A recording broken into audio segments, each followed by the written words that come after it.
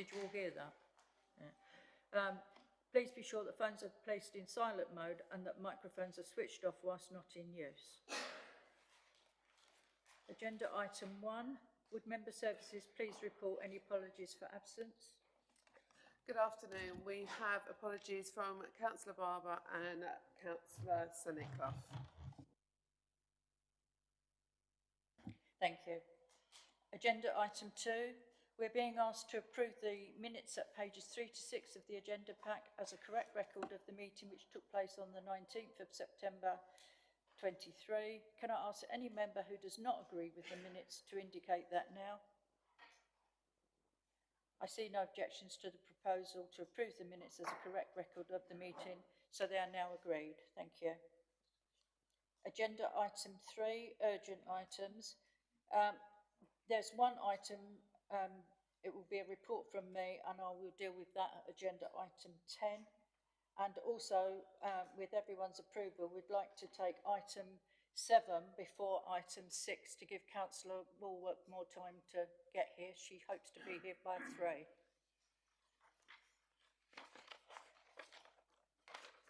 Agenda item 4 is to receive any declarations of interest under the local code of conduct or any interest under the code of conduct on planning matters in respect of any item to be discussed at this meeting. If you have anything to declare, please can you inform the meeting now? Thank you, no hands are raised. Agenda item 5 is an update on the actions arising from previous meetings of the panel. Are there any questions or comments on the information provided? Councillor Booth. Thank you, Chair. It's just regarding the item that I'd previously asked to be looked into when we had the presentation from Clarion about the planning and the pre-application discussions.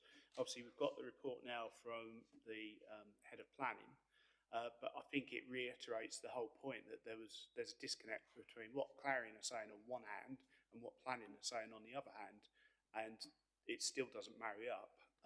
Obviously, we've got a fairly detailed report from Nick Harding, but I think we need to ask Clarion, where they thought that they were getting this pre-application advice. And I suppose it goes on to the work programme at the end, because I'm not sure we've got Clarion booked in yet, but I think it's definitely something we should send to them ahead of when they do come back to us. It's normally towards this time of year, isn't it? Towards the end of the year, beginning of the new year. So. Okay, we'll make a note of that, and we'll make sure that we get that on the future agendas, and we can also approach Clarion beforehand if need be, just to get a report. Thank you. Agenda item 6.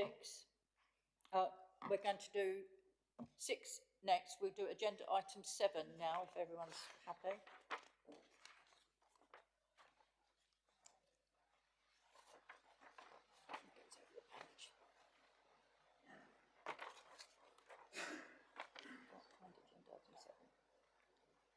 So agenda item 7 is an update on the annual review of complaints.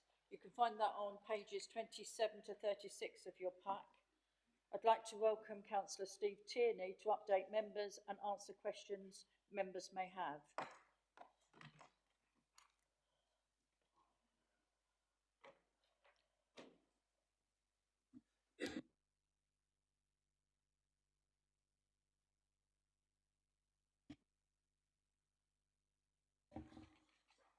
Thank you, Chairman.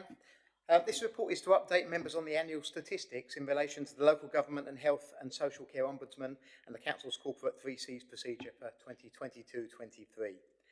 Hopefully you've all read the report. It explains how we deal with comments, compliments, correspondence and complaints that we receive. You'll notice that in 22-23 we received 453 pieces of contact, 176 were complaints, which is a 15% decrease on the previous year. 95 pieces of correspondence, which was a 39% increase on the previous year, and 182 compliments, which was a 16.5% decrease on the previous year. So hopefully you'll notice that the decrease of complaints and compliments is about the same. I think these are fairly small numbers because you're talking about 180, 190, that's about 20, so 1 or 2 a month. We're not talking about significant figures here, but I think the slight change probably could be explained by the fact that we've worked hard on making the website easier to use, making it easier for people to submit issues, and so you'd expect compliments and complaints to all go down because there's not so much direct contact. The LGO itself made 10 decisions relating to the services provided by Fenland District Council, so you'll know people have to go through the 3 Cs before they go, and if they want to then escalate it to the LGO, they can. Anyone can refer a complaint as long as they've been through that process, and in 22-23 we had 0 upheld decisions. This is the 4th year running that we've had an LGO, that the LGO has found no fault with anything about the way we deal with complaints. And as was just reminded to me on the way up, it was 2018 when we last had something upheld against us. So that's a pretty good record, I think. That's some pretty good news. I was going to just very quickly go through, I know you've read it, but there's a couple of things I wanted to touch on and then obviously questions.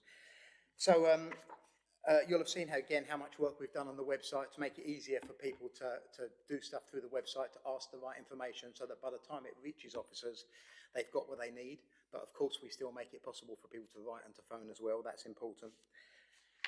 Just looking through it, you'll have seen that the higher level of complaints will be in all the areas you would expect them to be. There's some planning, there's housing, and then there's refuse, which is all obvious places. You know, my bin hasn't been collected today or whatever. And as you've seen, our response has been pretty good. The stats, I think, speak for themselves. In regards to housing, the high number is mostly homelessness, and we know we've got an issue of homelessness that we're working hard to address. So I think that's broadly to be expected. I know that over the last few times I've been up here, Councillor Booth and others have mentioned to me they would like to see a breakdown of what the complaints were, and that's been prepared for you this year. Hopefully you're happy with it. No more detail really than that could be used without making people's private information public, but there's a lot more information now, and I think that should hopefully meet your demands. So I think that's a good report. All in all, I think there's no bad news there. It shows that we're communicating well and handling reports well, and no issues from the Ombudsman. So happy to take any questions or comments. Right. This item is now open for discussion. Are there any questions or comments, please? So before I take you, James, I'd like to just say something first before Councillor Carney comes in.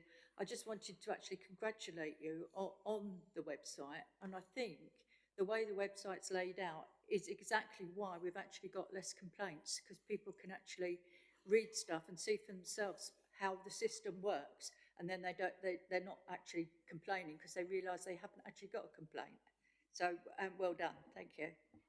Yeah, I appreciate that, Chairman. Thank you. If I could just come back on that, it's obviously officers do it. I know I'm just representing them, but they've done fantastic work.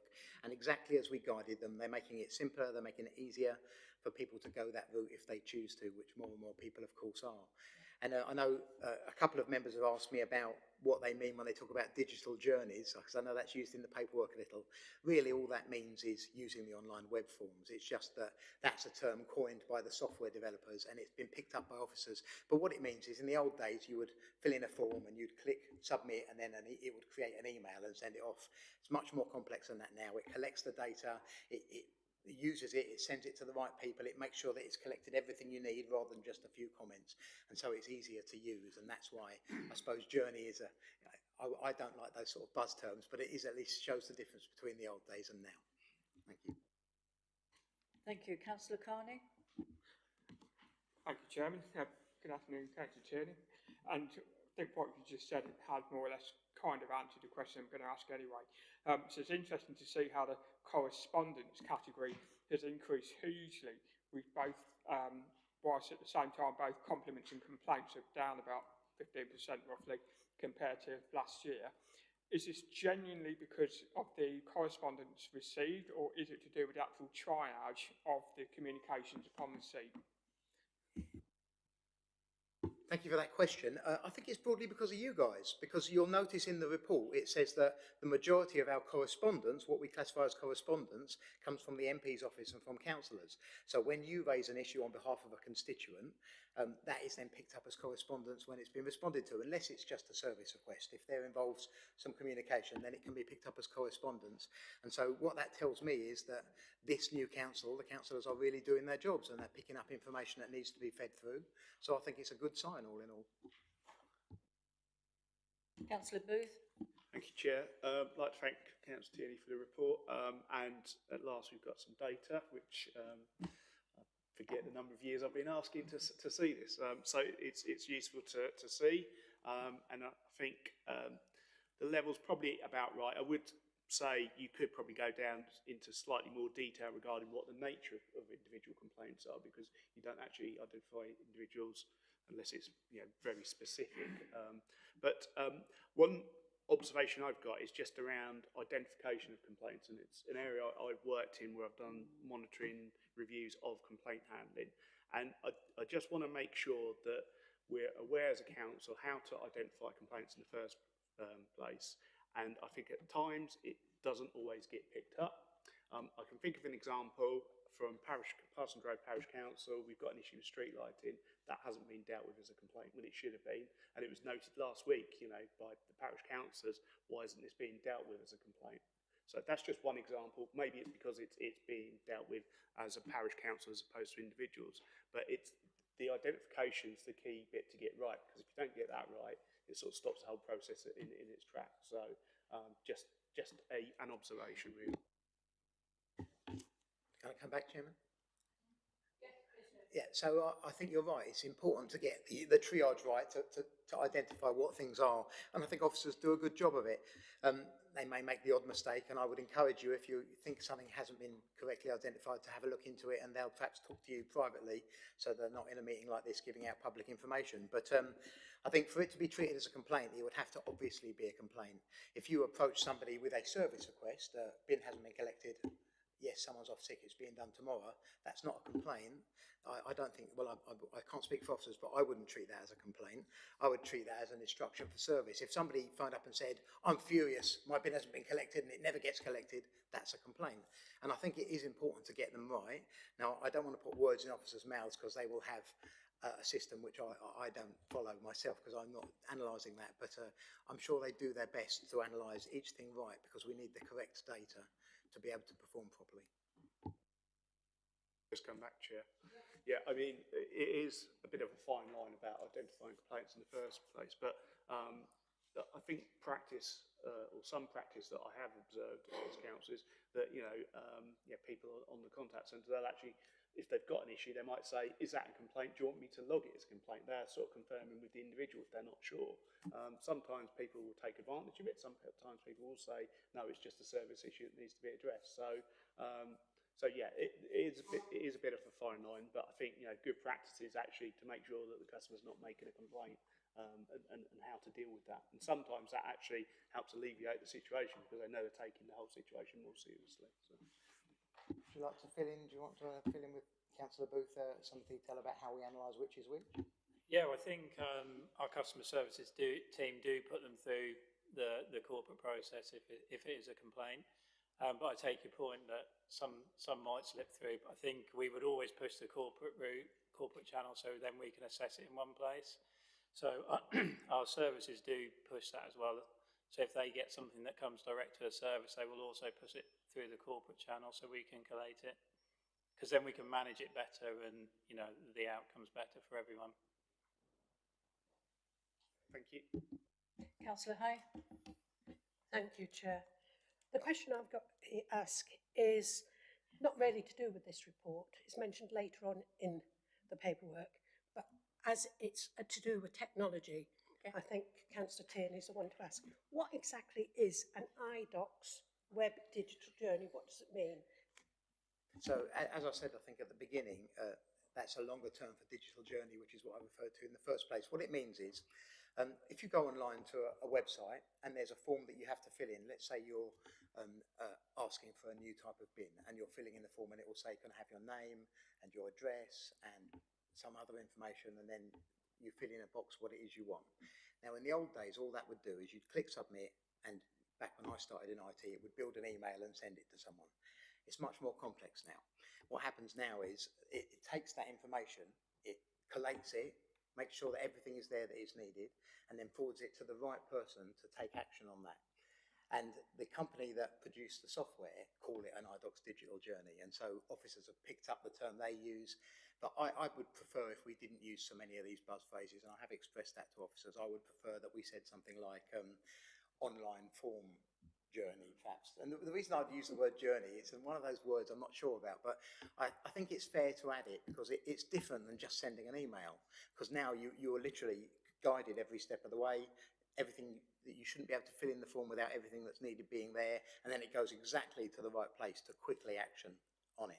So it is different to what used to happen, so it requires a slightly different term, but I accept that that wasn't the perfect language. Thank you. Thank you for that. So basically, it cuts out the middleman.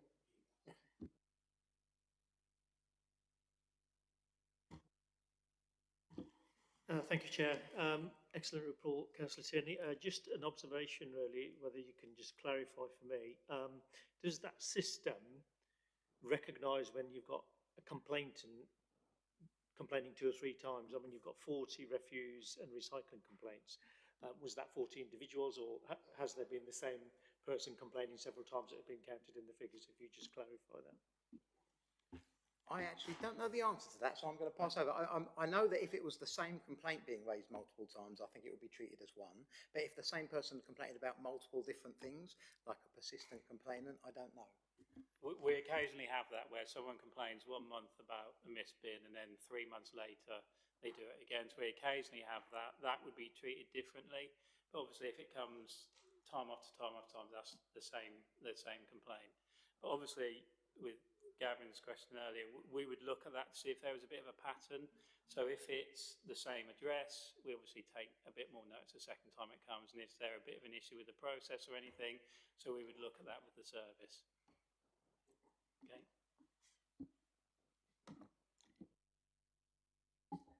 Councillor Booth? Thank you, Chair. That just raises a point. Do we actually have a vexatious complainant process if someone keeps complaining and seems to be going over the top, is the polite way of putting it, I'd say? Yes, we do. We have a persistent complainer, which if they're constantly complaining about the same thing and we've addressed it to the best we can, some instances gone through the Ombudsman and they've addressed it, we've addressed it, everything's been correct. If they continue doing that, we then apply that procedure. So not very often, but it does happen occasionally.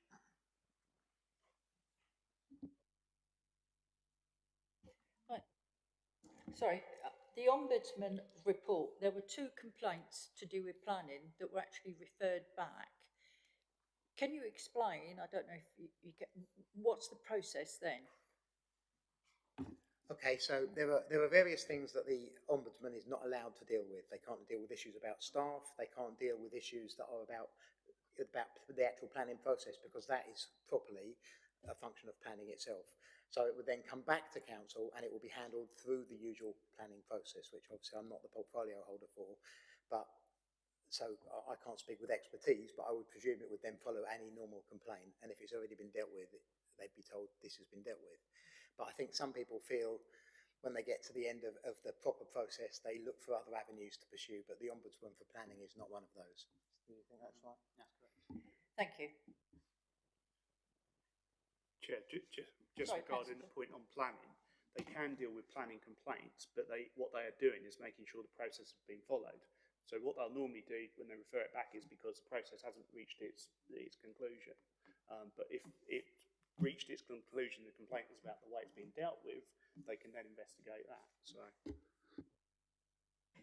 Councillor Carney? One last question from myself, and it is on the theme of planning complaints anyway. I'm actually surprised that the number of these isn't higher than we've actually received, given that some of the more controversial planning developments in the district, especially for my ward in Chatteris, and I think it was something developed at the panel last week that maybe a further explanation of the 21 recorded complaints for planning could be helpful, if possible. Thank you. Yeah, so planning is one of the areas where you wouldn't go to the local government ombudsman. Well, you would in matters of process, as Councillor Booth correctly said, but you can't complain about the decision that's been taken, no matter how controversial it is. because the planning has its own processes for that. It's insular, so it's a quasi-judicial process. Any complaint you have, you would take through the planning department and through those channels, the council channels. So the Ombudsman's going to send those back if it gets them. So that is probably why. But I actually see it as a good sign too, because if you're getting nothing upheld against you, and they're all easy anyway, then that's fine. But if they're quite controversial, as you've suggested, and you're still having nothing upheld against you, then that suggests to me that we're handling things quite well. So it means there probably aren't a lot of avenues of process, as Councillor Booth said, to complain about. I think it's a good sign, but that's why we're not getting them, because it's not a proper use of the Ombudsman. Councillor Noise? Thank you. Although I wasn't here last year, but it's quite evident that it's quite a commendable report in that the number of complaints has been quite sort of limited, and there hasn't been any undue increase in the numbers. One question I have is, do the officers have any complaints against the complainants, or are they all sort of fairly well behaved and non-abusive and so on? And secondly, could you elaborate on the complaints about the revenue, please? Thank you. Okay, so first of all, in regards to officers, I wouldn't speak on their behalf, but I think I could make a guess and say it must get frustrating sometimes, but they're very professional and they handle things in a proper professional manner. I don't know if either of you would like to add anything to that. I can just add, we do have a process where members of the public aren't aggressive or unpleasant towards staff. We do deal with it through a process of violence at work, and so we'll take that individual through a process and make them aware. So we'll say that behaviour is not acceptable, and we will have a process for dealing with them, be it a nominated point of contact or email only. How many incidents have you had of bad behaviour by the members of the public? In the course of a year, I wouldn't be able to give you that information off the top of my head, but I can provide that for you after the meeting if you wish. Revenue, please. Can you just clarify what your question is precisely? I noted that there are 43 complaints reference the revenue, and it is also noted that they're to do with the bills. Are they mostly about the bills, or what about the rest, and how were they resolved? Well, as you'll see from the report, if I'm through you, Chair, there are no common complaints, so they're all different things, but I've just had it whispered to me that a lot of them are council tax, and of course we would guess that, wouldn't we? And I suppose when you get a bill and it's not quite what you're expecting, you might phone up and complain. The fact that these are, I think, are normally dealt with and people have it explained to them and the matter is explained clearly enough that people don't take it forwards, I think is a good sign. I'm sure we would all expect council tax to be where people would most commonly raise, because of course it's difficult times and finances matter. Are there any more questions? No, okay. So there are no further speakers, therefore the statistics are noted in relation to the Ombudsman and 3C's process. Thank you, panel, for attending.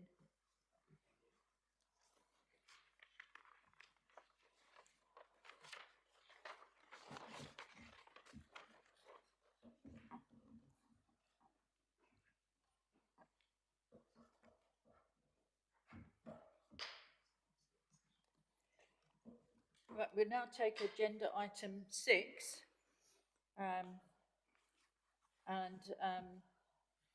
can be found on pages 9 to 26 of the pack, and is to provide an update on the progress of corporate priority environment. I'd like to welcome Councillors Jan French, Peter Murphy, Steve Tierney and Susan Warwork to provide an update on progress of this report priority and answer the question members may have.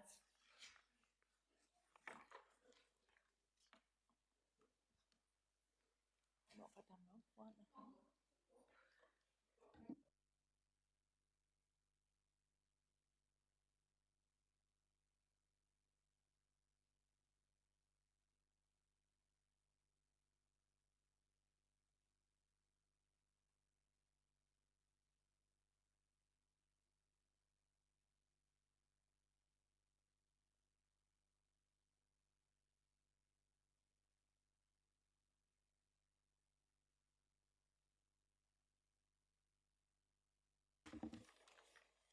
Right, I know that Peter Murphy, you wanted to talk a bit about your involvement.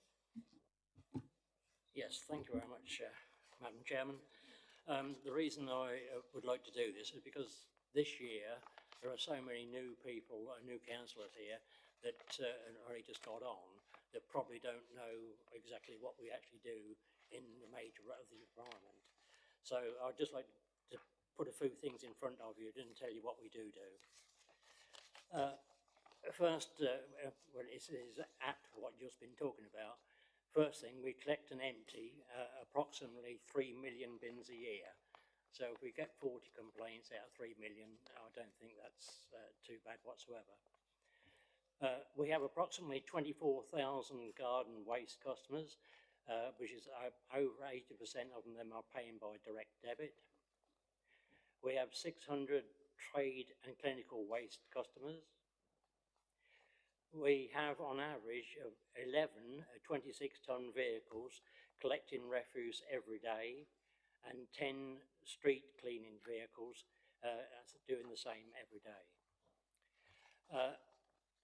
The hub of these operations is at the base down Melbourne Avenue, where all the vehicles are and the fuel tanks, and also within our own mechanics workshops down there.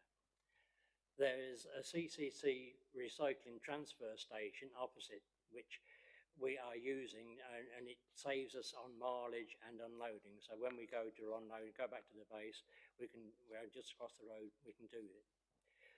Also in our yard, Tivoli, our ground maintenance contractors have a compound to store their equipment.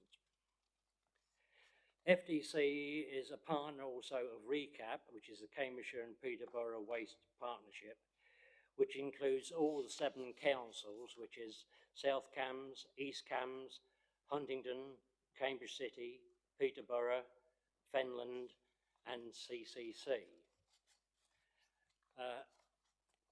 Of this, CCC is a partner of these, and which I am chairman of the whole lot of that. Our next thing is our street cleansing team clean 12,000 miles of streets a year. Our grounds maintenance team on parks and open spaces maintain 135 hectares in total. This includes 5 open cemeteries, 56 play areas, 6 skate parks and 20 closed churchyards and cemeteries. We have approximately 5,000 trees to maintain and also unknown metres of hedges.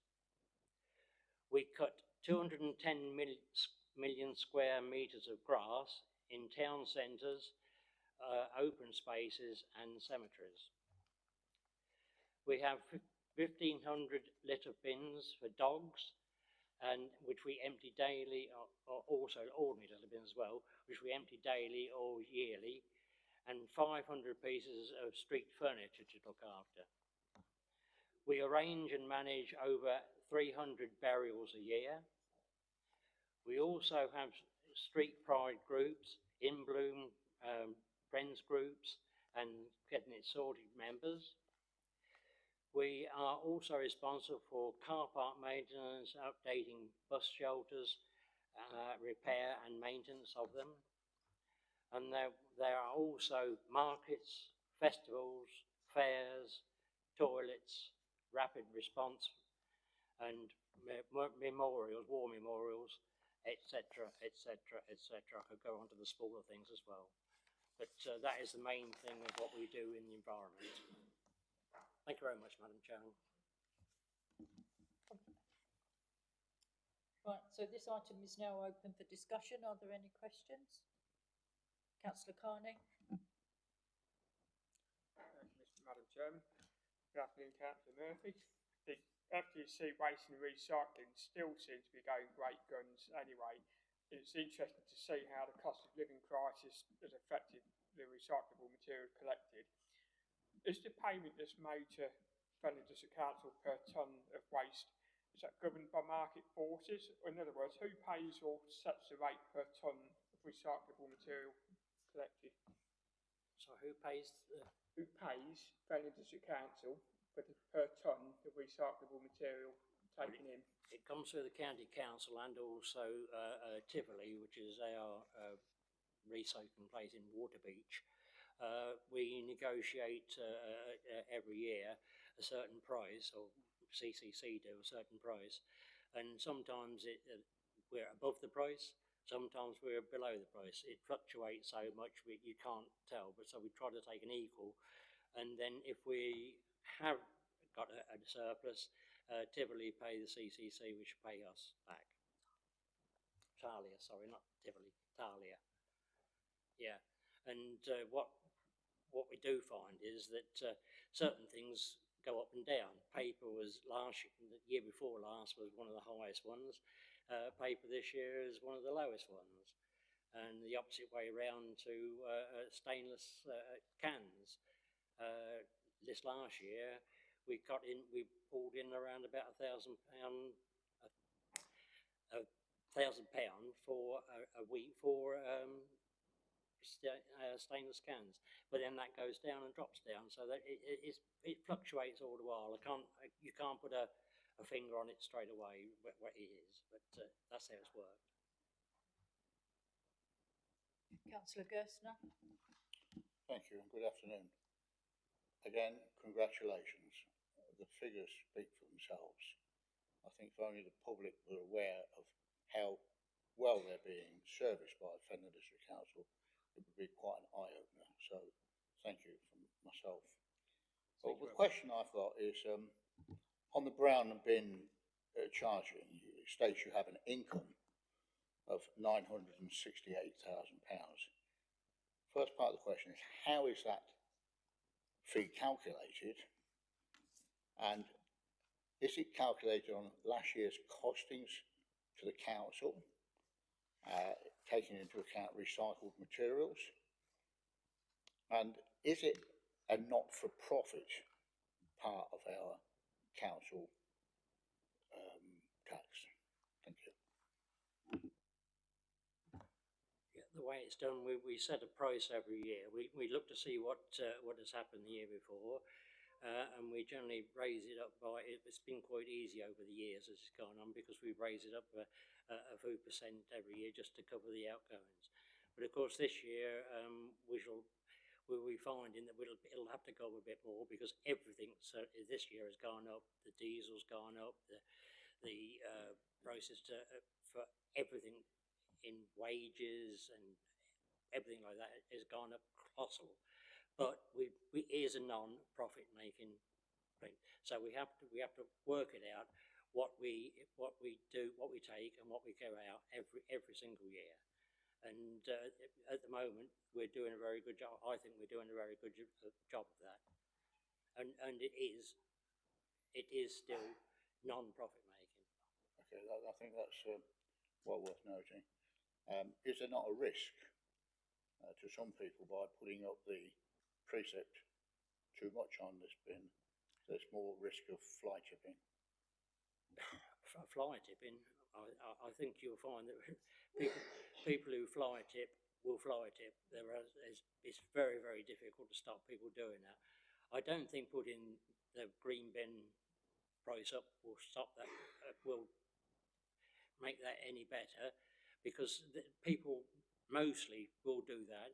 They can go to the CCC transfer station as well, near our depot, and take in green waste in there as well, garden waste in there as well. So it'll be collected, and it is, I think it's collected in the only way it is. We do make a price charge. We've got to make a price charge, because we can't absorb all that. We're talking about £1 million a year. Okay, thank you. And again, regarding the website, it's so easy for people to report fly tipping, and it's a very good, easy process for that to do. And again, I congratulate Fenland Council on the easiness for the public to access the website and to report fly tipping and waste. And the team that go out to collect the rapid response team that go into it. Fantastic guys. You know, you report it one day to Fenland Council and it's virtually removed either the same day or the very next day. And there's a grey area where fly tipping may not be on public land. It may be on partly privately owned land. And these guys go out and they will always speak to the landowners or the owner of the properties, and they'll probably remove it the first time because they're already out there, okay, depending on what the fly tipping is. And then they educate or inform the private landowner that if such a same thing happens again, then they would be responsible for it. So again, congratulations to the rapid response team. Thank you. Thank you very much. And also what we do now is we sift through the fly tipping that's gone through. So if we can find any paperwork in there, it makes it easier for us to take them to court and fine them for it. Because they're not all as bright as what you think they are. And I'm afraid they do leave things in. It might be an envelope, might be a piece of paper, might be an invoice or something like that. And we search through all of it and go back to them and then take them to court on that. Councillor Tierney, you wanted to speak? If I could just come in and point out, obviously affordability is quite important to us. At Fenland District Council, always, that's why we work hard on things like council tax. And we have a bunch of councils we benchmark against for the bin collections, and we are the cheapest of the local councils, and we've endeavoured to stay that way. I can't say what will happen again next year, but that's normally what we try to do, because it's important to make sure that we don't push people towards other things like fly tipping, as you said, but also to make sure people can afford to pay the bills. So I think we've got a good record there. Councillor Booth? Mr. Chair, yeah, I'd like to reiterate the point Councillor Gerst has made about the rapid response team. I think I must be getting some frequent flyer points for the amount of fly tipping I report from my area, because I'm regularly reporting stuff in. But I just wanted to pick up on a comment Councillor Carney said about the recycling, and this is a point I've raised year after year to Councillor Murphy, so he's not going to be surprised by this. But and unfortunately, I can't access the figures I normally get access because I've had to borrow a laptop due to IT issues today. But the rate of recycling that we've got is recorded as 26% in Fenland, and it's one of the lowest in the whole of the county when you look at the DEFRA figures. Now, I've not managed to look at like last year's figures, but I think that just needs to be recognised. And every year I ask, are there any plans to try and improve that rate? So I'll ask that again. Are there any plans to improve recycling rate in Fenland? We're always trying to produce more recycling rate tool, but unfortunately you keep going back to DEFRA, and it's DEFRA that make it very, very difficult for us all, because they count it different to what all the councils count it differently. So DEFRA unfortunately has done this year after year after year, and as you said, I keep coming back to the same thing, saying it's not our rates that are going down, it's DEFRA counting them at different times and different rates. Chair, I mean, they apply those same calculation across all the councils. So by that same calculation, yeah, and it's even reported in here, it says we're at 26% for last year. So, yeah, if we're comparing with other councils, we're still not performing as well as we could do, particularly with people within Cambridgeshire. So, yeah. We'll leave it like that. We beg to differ. Councillor Tierney. I was just going to say, given that it's overview and scrutiny, so you've got an overview purpose as well, it might be a nice piece of work for this committee to do, to come up with some suggestions for how the council could promote recycling, because that would be a great use of your time, I think. I think we'd appreciate it. Very much.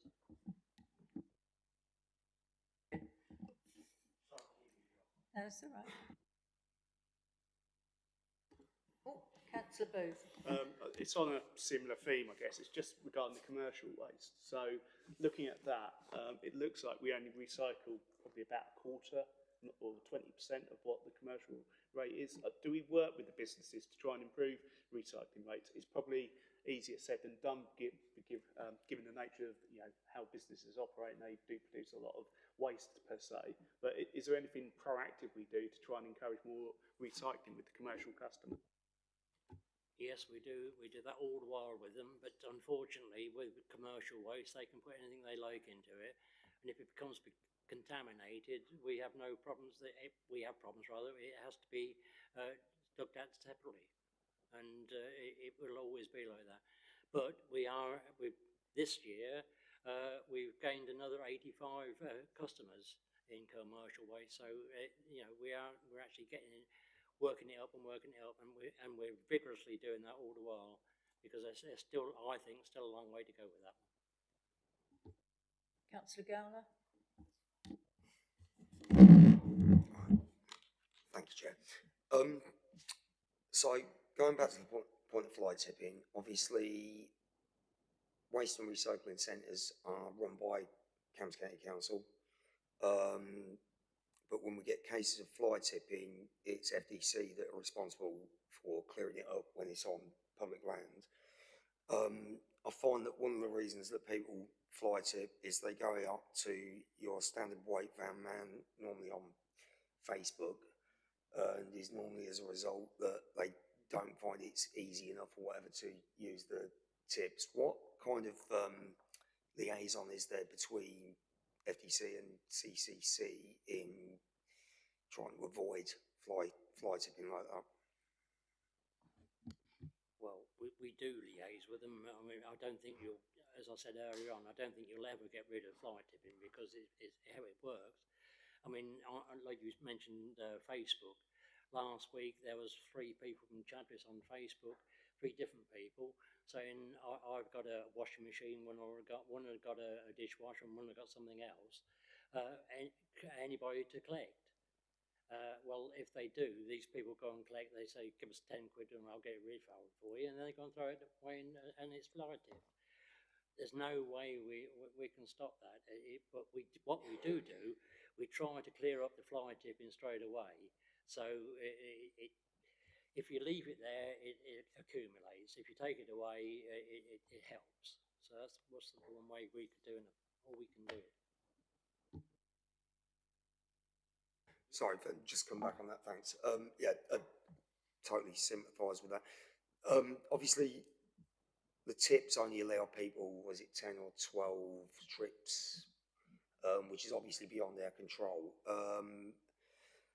I personally find it a bit frustrating that people potentially use those trips up and then resort to throwing stuff in the ditch or wherever it is. I mean, I understand that is Cambs County Council, but is there any influence that we can have over maybe being a bit more flexible with that with Cambs County Council? I'm afraid you hit it nail on the head. It is Cambs County Council, and if Cambs County Council want to make a 12 thing of it, they will make a 12. If they want 14, they'll make 14. But there's no way that we can. I mean, we can keep asking them, but we ask them a lot of things, and we never sort of get any answers, or not the answers that we want. We'll put it like that. Thank you. Councillor Hay. Thank you, Chair. My question is actually for Councillor Warwick. I was lucky enough to be shown around CCTV rooms in St Martin's House last week, and can I say I was extremely impressed, very impressed. Within this report, it tells us that between April and August, we were able to respond to 554 incidents, which then led to 63 arrests being made by Cambridge Police. In view of the fact that we are providing a service for the police, I know at one time we did try getting them to make a financial contribution to the costs. Are we still pursuing that? Is there any chance we'll get some money from them? Probably not, if I'm completely honest with you. So we're always looking for our agency to buy industries. That's obviously exactly what we're trying to do. And I know that the incidents are really high, so just for the public. Put your microphone. Sorry. Anyway. So just to make it aware for the public that are listening, over 500 incidents doesn't mean 500 crimes. It is missing persons, and it is the nicer sides of society where we try and support those people. So yes, we are obviously, we would love the police to buy in. They do buy in with manpower now. We do have one of the police members that sit in there and do work on a like, honestly, the work that they do in there saves us a lot of time and effort and money anyway. But we will continue to try and offer and encourage them to financially contribute. But as it stands, we're quite happy with the partnership that we've got going with the police.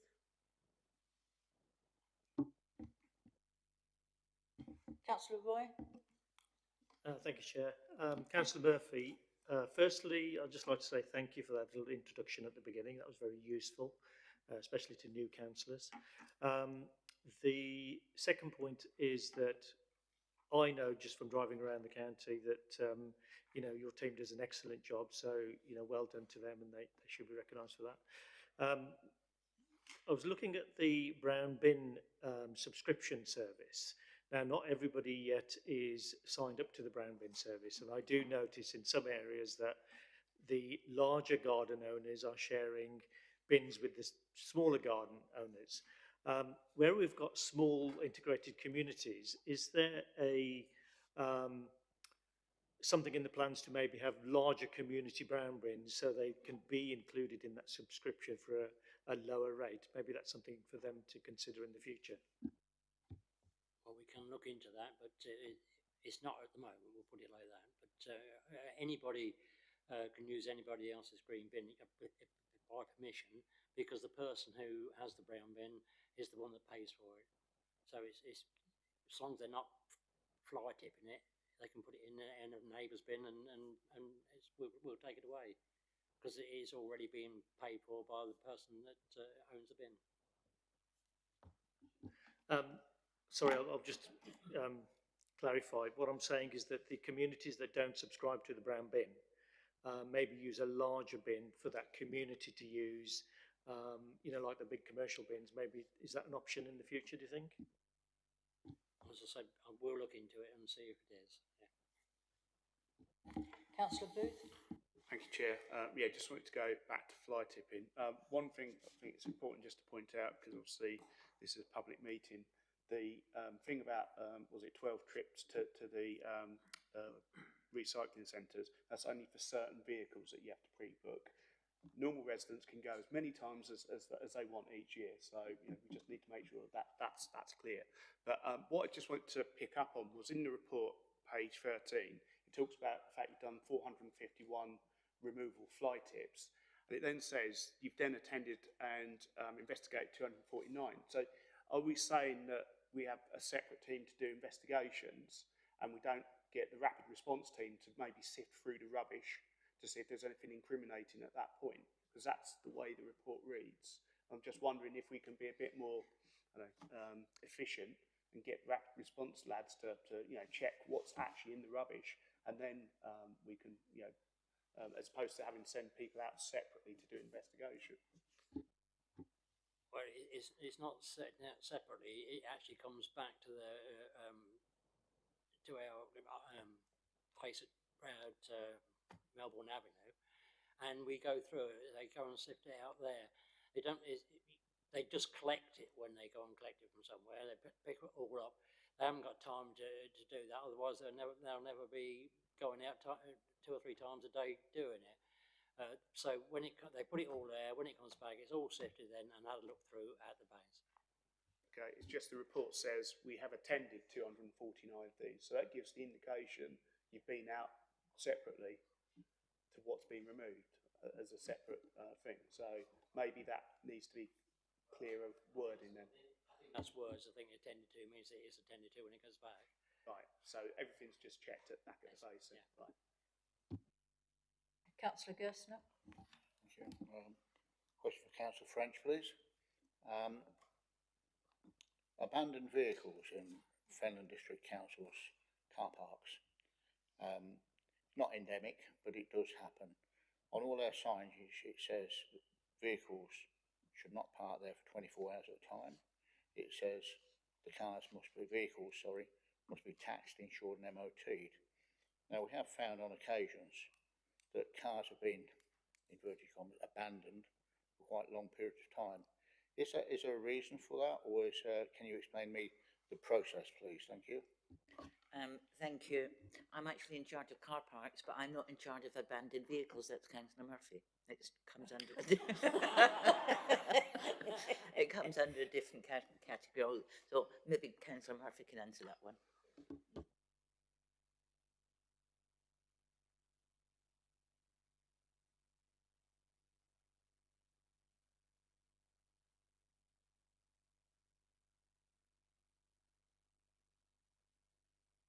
I think you have to come back with that one. Abandoned vehicles in FDC car parks. Abandoned vehicles. Yeah. All our car parks have very nice, large signage explaining the rules and regulations of car parking. What we are finding on occasion is that cars are being abandoned for sometimes several weeks and sometimes several months. Okay? What can you explain the process on how we're dealing with abandoned vehicles, please? Yeah, abandoned vehicles. We have to look into it and see whether we can find the owner for a start, because if the owner has taxed it and insured it, it can stop in the car parks. We have no jurisdiction to take it out. And also, like on the roadside as well, it's exactly the same. If it's not taxed, it's not insured, then we can do something about it. But 9 times out of 10, these people tax and insure them and put them there for a time when they don't want them anywhere else. And then they pick them up later. But that's, if they are taxed and insured, there is no way we can touch them. So the rule about not staying for longer than 24 hours doesn't come into play then? Not really, not in that case, no. No. That might be addressed at some other stage when we come into parking later on in the millennium. Thank you. Councillor Tierney? Yeah, hopefully I can give you some reassurance, because I know somebody who bought a car for a family member and parked it in one of our car parks in the intention of giving it to them when they passed their test. And it was picked up by Street Scene and towed away and removed and destroyed within 3 months. So I think it's Street Scene who's checking it. I've had confirmed, and it happens fairly promptly as they discover to their distress. Yes, I mean, sorry. Street Scene are very good at doing this. Again, when it's reported, they're very quick on the mark. They will normally go out and look at the vehicle to see what criteria it comes under, whether it comes under a Fenland type criteria or whether it may be a police issue. Police don't normally get involved unless it's a moving vehicle. Parked vehicles, whether they be in car parks or roadsides, tend to come under Fenland District Council. There's also different criteria of what is perceived to be abandoned, okay? Quite naturally, if the windscreen's smashed and there's a wheel missing and the door's missing, it looks abandoned. But there are other times and cases. But again, the Street Scene officers are pretty savvy these days at finding the owner of the vehicle, and normally once the owner's been found, the vehicle normally disappears within a short period of time. Thank you. Councillor Nawaz? Thank you, Chair. Just a quick question, an extension of the previous question really. If people park their vehicles to advertise their services without permission, what's the process of dealing with those vehicles, please? That one I should have to find out, because it's only, I think you're getting on about the cars parked on the roadside or on past verges, aren't you, at the moment? Yeah, well, that's only just started. We're looking into that and see what we can do about it. I can answer that. Yeah. Can you? Right, okay, cheers. Yes, we've certainly got 2 in March, and we did actually have a large vehicle parked in Tesco's as well a couple of weeks ago, and Tesco's obviously managed to get rid of it. Unfortunately, the owners of these vehicles refused to move them, and it's going through the magistrates' courts, and that is the only way that County Council can deal with it. We can't tow them away, we don't have permission to do that. Yes, it is annoying. Other people pay advertising elsewhere, and apart from the fact it's annoying, it is dangerous, you know, because people are bending the necks to try to see what it is. And, you know, especially Peace Hill roundabout, I don't know what it's like in Whittlesea, but Peace Hill at March is a particularly dangerous roundabout if you haven't got all your faculties together.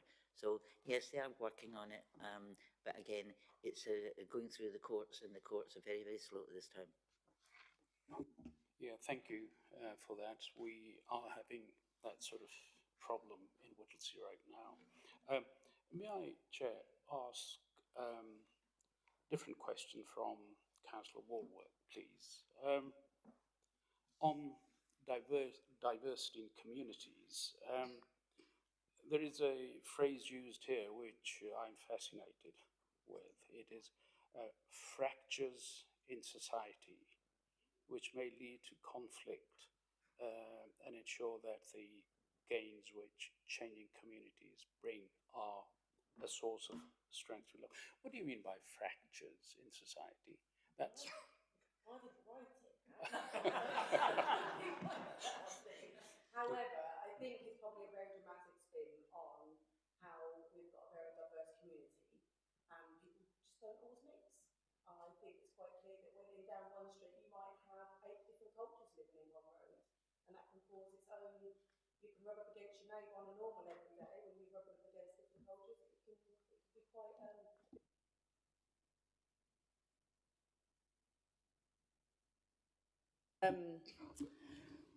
I guess in Fenland, we're quite lucky in some ways because we seem to have quite a lot of space and we're not all on top of each other. However, on some of the or some of the estates that we have, you really are.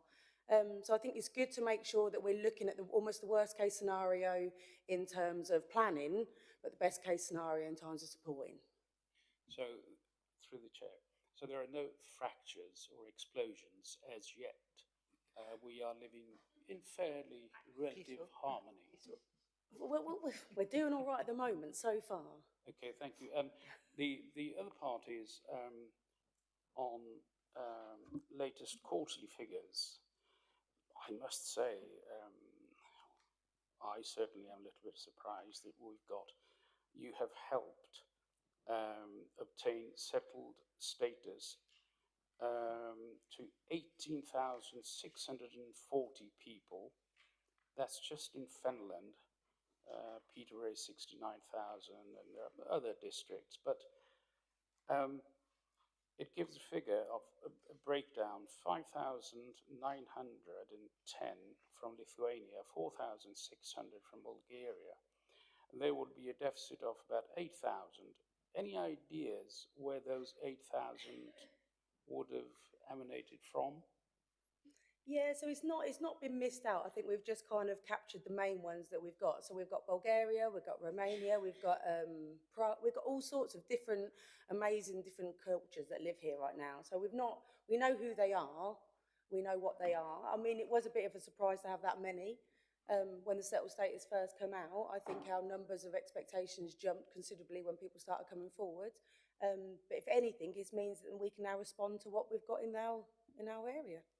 So obviously Fenland is a good attractive place for people to come in. I wonder if on a wider point we could attract commensurate businesses and develop infrastructure as well, but that's by the by. And on ESOL, do those people pay for this service, or is it provided free? And if they don't pay, why not? So ESOL, so English is a second language. The courses provide learners with the essential language skills. Yeah, so there's multiple facets out there right now. So you've got colleges that sell it or do it, which is free. You've got local organisations that through the charity, they're mostly free. Some of them are paid. And I guess you can argue that if you come here, you should be speaking the language, but I don't think that's our place to make that argument. That's governments to make that decision. Ours is just supporting the people that we have here. So if we can support people to gain employment, settle into this community and make sure their children are well educated, then we need to do what we need to do. Excellent, thank you. Is there any cost to the council? I don't think we pay for any ESOL, but no, I'm County looking at do. Dan. County do, but as Fenland District Council, we don't. Thank you, Chair.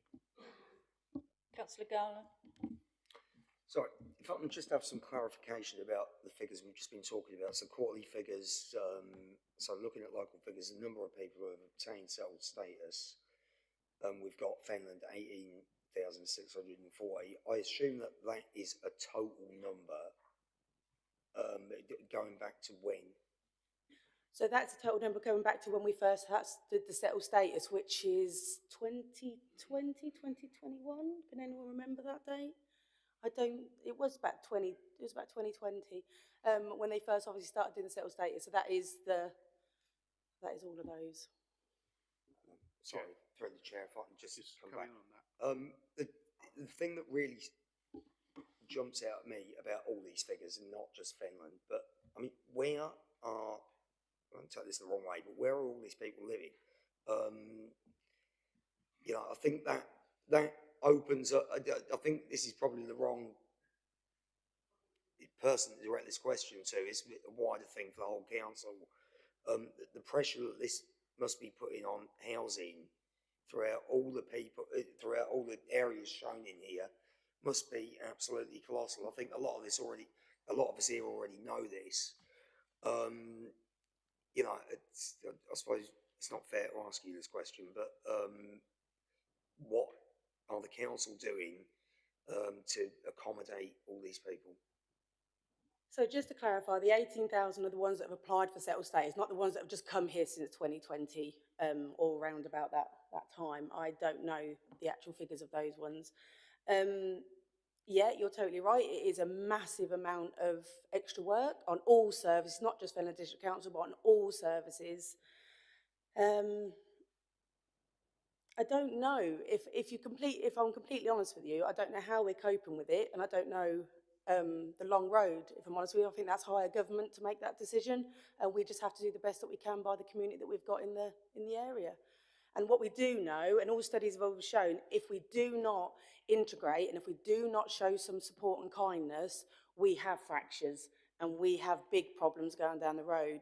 So as much as there's a part of this council that feels that it's very unfair to keep taking the load, and that's a high amount of number, the end result is that we have to do what we have to do.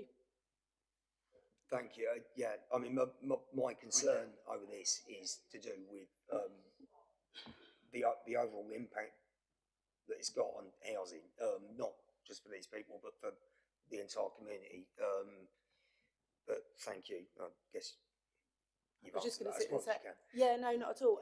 So I can do the community side. The housing side of impact will probably be better off with Councillor Hoy commenting, but she might be able to give you some more in-depth answers later.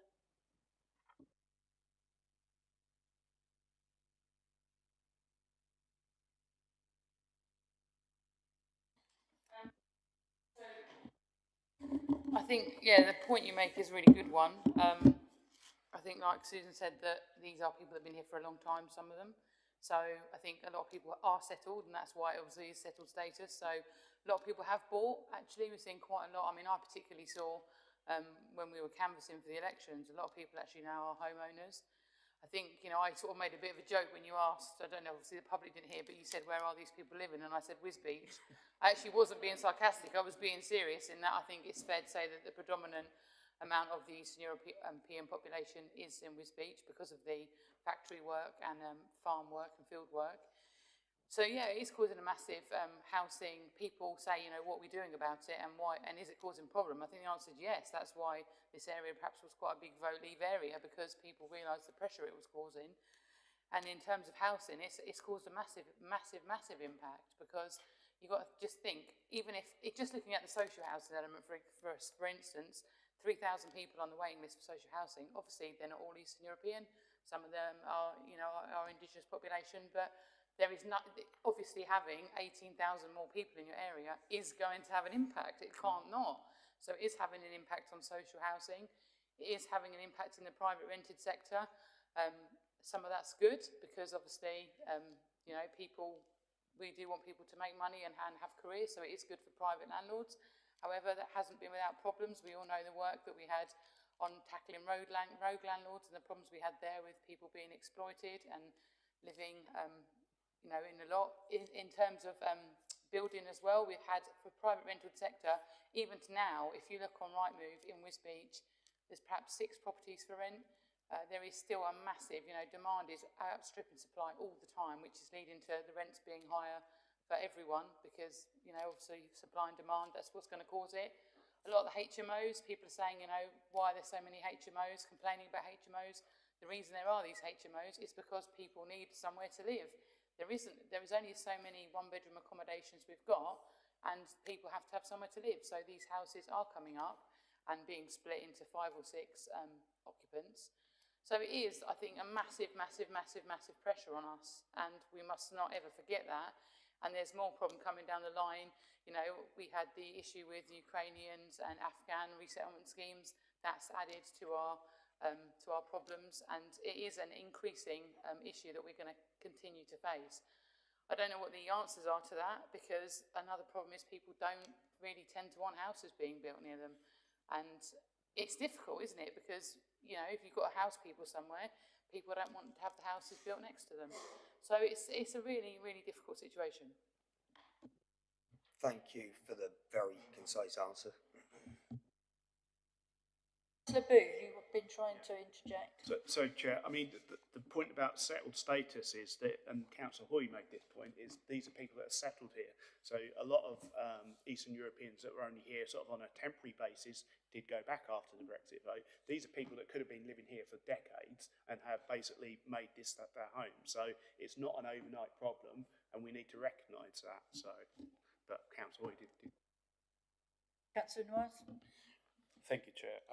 Actually, in order to acquire settled status, you have to be here for a minimum of 5 years, unless it was before Brexit, in which case this period was reduced. The question that I'm going to ask may not be a very fair one, and I don't necessarily expect an immediate answer, but it would be useful to have an answer, is that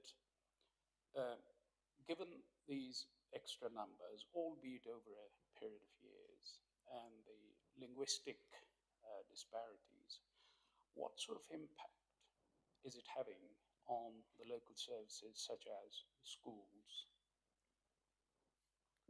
I mean, you don't have to answer it right now. I don't honestly No, I have a bit of an expect answer. Okay, thank you. I can always talk. So it's huge. So it is genuinely absolutely huge. So it's just not English as a second language as an issue. It is absolutely huge. So we've got kids in Wisbech that can't go to Wisbech secondary schools because they're full. So then we're now farming them out to March because you guys aren't full. So we're now doing that. But we're asking parents to continuously apply for Wisbech schools. So if there is a space, they have to move. So their children are then having to be displaced from one school to another halfway through the school year, which isn't great. We have got, and services, so the demand on services is through the roof. It genuinely is, and I can't explain that in any other way apart from, trust me, it is through the roof. What I will sit there and say is services doing an amazing job by, we all have our own translator services, which aren't the greatest, but they're certainly good enough. But trying to have a three-way conversation with someone over a phone about a really in-depth issue is super hard. And you don't know the translator, so again, it's extremely hard, and not everyone knows the cultures either. So when you're asking like really straightforward questions that I as an English person would absolutely be okay with, it's not okay for someone else to answer those. So the impact is phenomenal. The amount of people that we have accessing service is phenomenal, but I cannot stress enough, they are now our people. So we have to support, we have to be kind, and we have to be nice, and we have to do what we would do to anyone and everyone, and we just have to make allowances and keep going. Yeah, thank you very much for that, and I think all of us would share those ideals. But it is not just the immediate effect, but the knock-on effects, the cascading effects on education, places for schools, transport, roads, housing issues, I don't know, council tax, benefit, etc., etc. Perhaps that's why I said it may not be fair to expect you to answer this question. It calls perhaps for a bigger, broader approach, may even be beyond this committee. But if not, it would be an idea. I think, Councillor Dwight, we are sort of slightly straying into what's not up for consideration today. I appreciate the concerns, and we've all got those concerns, but it may, that you're right, it's probably for another meeting. I've got a question for Councillor French. and it's on car parks, and I know you didn't write the report. So I just, it said this, it's talking about the 60-year lease on Chapel Road car park. Well, it might have been helpful in the report to say where Chapel Road, because I don't know where it is. It is Wisbech. It is Wisbech, thank you. And how are the negotiations going then with National Trust? Thank you, Chairman. Yes, I did have a meeting this morning with officers, and we did discuss this. There is a slight problem. The National Health do not want the statue fares or the fares put on there. So officers are in negotiations how we can overcome this. Apart from the fact the lease is coming to an end, we also need to spend an awful lot of money repairing it. So obviously that has got to be worked into a capital programme. So as soon as officers, there will be another report. I mean, Gary, the officer, is there. He might, I see he's sitting there with his pen, he might have some more information from this morning. Yeah.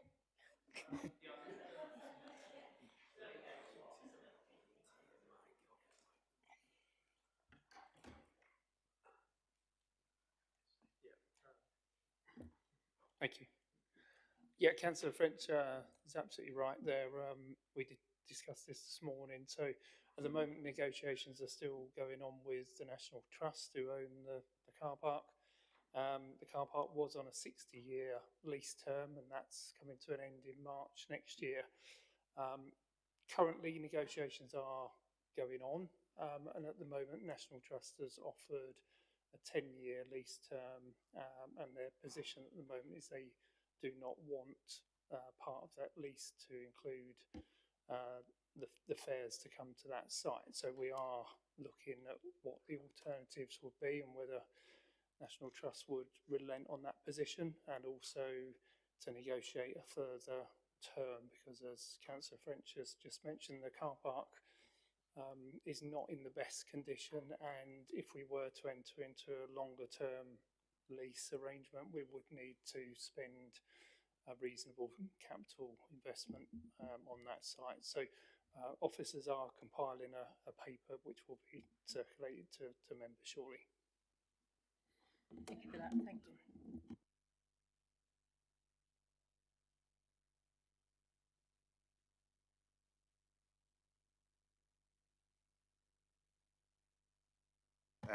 It's a question for Councillor Murphy, sorry. It's about street pride and about litter picking. I think we got a trolley, or several trolleys presented by that's correct, yes, yeah, and we're making very good use of that, as you know. My question, I suppose, is more of a comment than a question, and see how you can help us.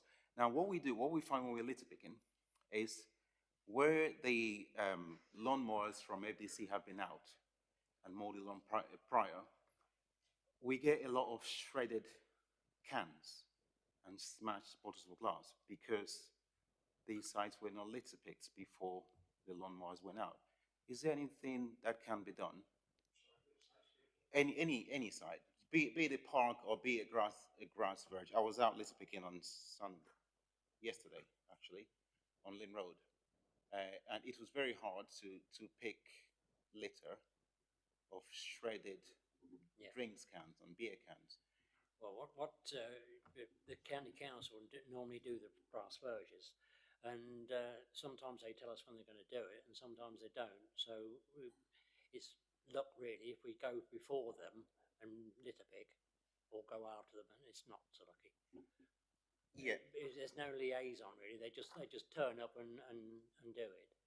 And we don't know when. Sorry, Chairman. I suppose my question is there a way they can be liaison? Because it's making it really difficult. Well, I mean, what would normally take you like 10 minutes to do, ends up taking half an hour to do? We will try to do more with it, yes. But I'm not guaranteeing it, I'll say that, because we try it every year and it doesn't work. Are there any more questions? No. There being no further speakers, therefore the progress is noted, and I thank you all for attending. Thank you.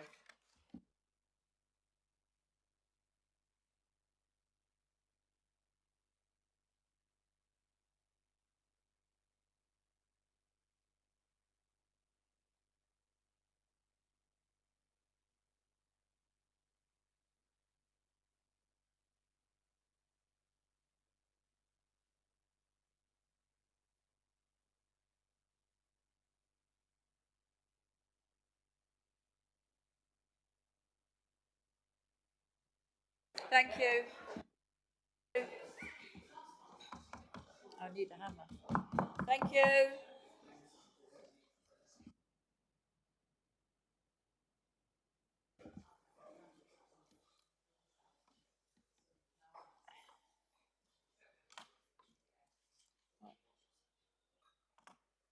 Thank you. The next item on the agenda is the annual meeting with the leader and chief executive, and the presentation can be found on pages 37 to 78 of the pack. I'd like to welcome Councillor Bowden and Paul Mead, chief executive, to provide an update and answer some questions that members may have. Thank you. Thank you, Chairman. I'm quite happy to base this on the report, and I'm sure everyone's read the report and they can ask any questions they wish. What we try to do, of course, in this session is to concentrate more on strategic matters. However, to the extent that we are talking about operational matters, it may well be more appropriate to ask the relevant portfolio holder to come and speak. Thank you, Councillor Bowden.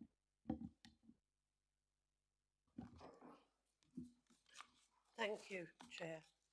In actual fact, you may well redirect me on the next 3 or 4 questions I've got, because they're all to do with planning items that are mentioned within the report. Well, I would, of course, ask Councillor Laws to come forward, but unfortunately she's not really well enough to attend today. So I will do my very best to answer any questions, and I hope that you'll show some forbearance that I will not have the skill or knowledge that Councillor Laws would have. Right, fair enough. Thank you for at least attempting to answer them. I've got 4 in total to do with planning. We quite often hear about retrospective planning applications where developments have been done without the proper planning in place. What I wanted to know, do they automatically go to the planning committee, or are they sometimes dealt with by officers? That's my first question. Do you prefer to answer them once at a time? Given that planning is not my special subject, one at a time is just about the most I'll be able to cope with, I'm afraid. And right, Chair, thank you very much for that. Thank you for that question. It's a very interesting question. If it were up to me, I think I'd be really quite. I'd give a very different answer from the answer which I'm going to give. But the answer I'm going to give is based on the way in which the planning system works. This isn't discretionary. It isn't a choice that we make here in Fenland. This is the way in which the planning system works at a national level. And where there are the requirements for a retrospective planning permission, it tends to be where building, sometimes demolition, has taken place without planning permission having been asked for in the first place, and then the applicant, it's either pointed out to them or they otherwise discover that they ought to have sought planning permission. Now, what we do, first of all, when we do receive information about an alleged matter which should have been subject to planning permission and wasn't, is that we approach the owner of the site first, and we just ask them to explain what the situation is, and if it's required, we invite them then to make a planning application. And if they do make a planning application, even though it is retrospective, then absolutely the normal application process is followed. And so that normally means that the decision route is that an officer will make a determination under delegated powers. Now, there is no difference at all in the treatment of an application, whether it be made, in my opinion, at the right time, or made as a retrospective planning application. So it will follow the same route or same alternative routes, possibly go to committee, but most probably end up being decided on under delegated powers. If no planning application is received, and it is the opinion of the planning officers that a planning application should have been made, then we can consider and we will issue an enforcement notice, and we will go down the enforcement route. Thank you for that. My next question involves the local plan that we've been working on for quite a while now. Now that Peterborough City Council is no longer involved with us, do we have any timescale when that work's likely to be finished? And Chairman, thank you very much indeed for that question as well. The determining factor here isn't in fact Peterborough City Council, although you're entirely correct to say that the arrangements that we had with Peterborough City Council are no longer in position. So what we are doing at the moment is that we are recruiting our own staff to consider the development of the local plan. And the Employment Committee, in fact, has only just agreed to the creation of 2 new posts at their meeting in July, and we're about to commence a large autumn recruitment drive across a number of different vacant posts within the planning team. But the greater problem that we've got is government has been saying for some years now that they're about to make a very substantial change to the whole of the planning process, specifically and particularly including local plans. And it's an impossible position that we're in, and not just us, but a number of other local authorities as well. If we go ahead, and we are going to go ahead because we can't wait forever, but if we go ahead and then just before we come to a conclusion, the announcement comes and everything has changed, then yeah, you're laughing, Councillor Hay, and I don't know why you're laughing. You can see the problem. Yes. And then we find ourselves having to cease and to go back and to redo things. Otherwise, but the way things are going at the moment, we could wait and wait forever. So we will be moving forwards. We're not going to be held back by the situation with Peterborough City Council. We have made the decision that we will get the necessary staff in, and we will move forwards. I don't feel confident enough to give a time frame. My apologies at the moment. Right. Thank you for that answer. Before we move on to the next question,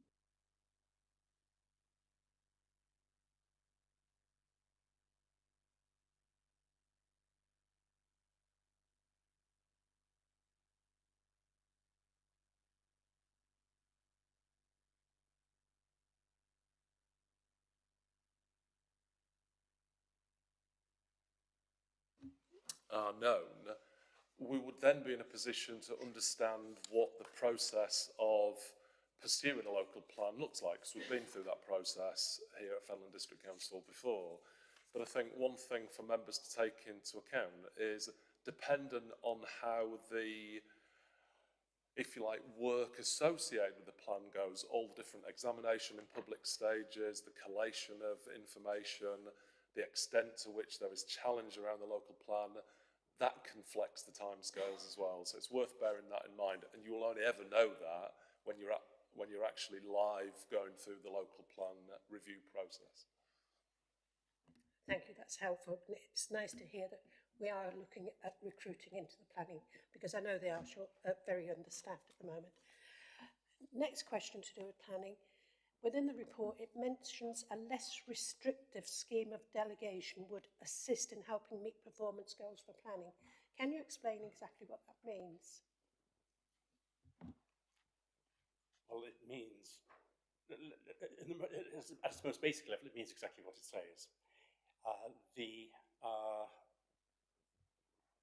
fewer applications which are determined by the committee, and the more which are determined under delegated powers, the easier the workload will be, because when something goes before the planning committee, a whole host of things have to be done. You've got a lot more officer time, you've got to prepare agendas, prepare reports, get presentations, time spent at the committee.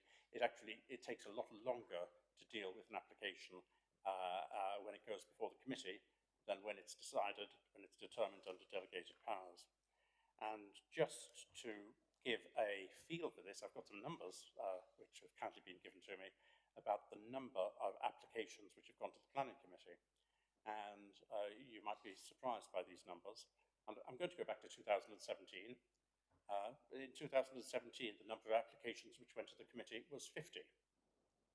The next year was 68. Then 56.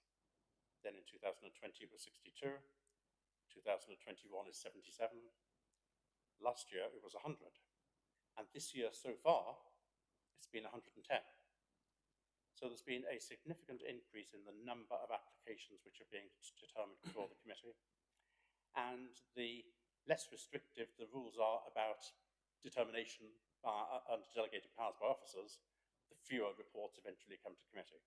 And that there is a balance to be had there, obviously. clearly, large applications, major applications, especially controversial ones, do need to come before the committee. But we have a number of different rules which exist, which permit, well, they are triggers, we call them, which trigger the process of going to committee instead of being decided under delegated powers. And it's a matter of how do you determine those triggers, and how much should you restrict the ability of members, primarily, to stop something being determined under delegated powers and to have that determined by the committee. So that's what's being said here. It's a fairly straightforward statement, but I must admit, when I read the statement, I had to double read it because it doesn't immediately make sense, but I hope I've explained it.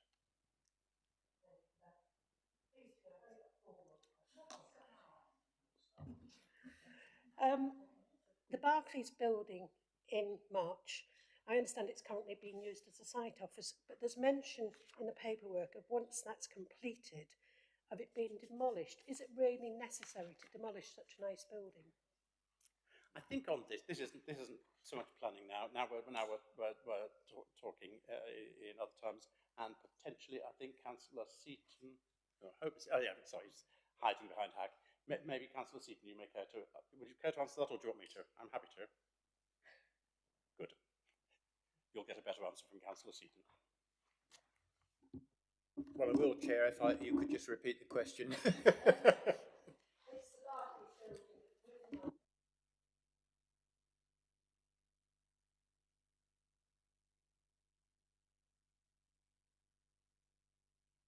I think it's all down to the finances in the end. Actually, to repurpose it will cost quite a lot of money, because the upstairs area is there's a few offices and toilets, and downstairs it basically was the bank area.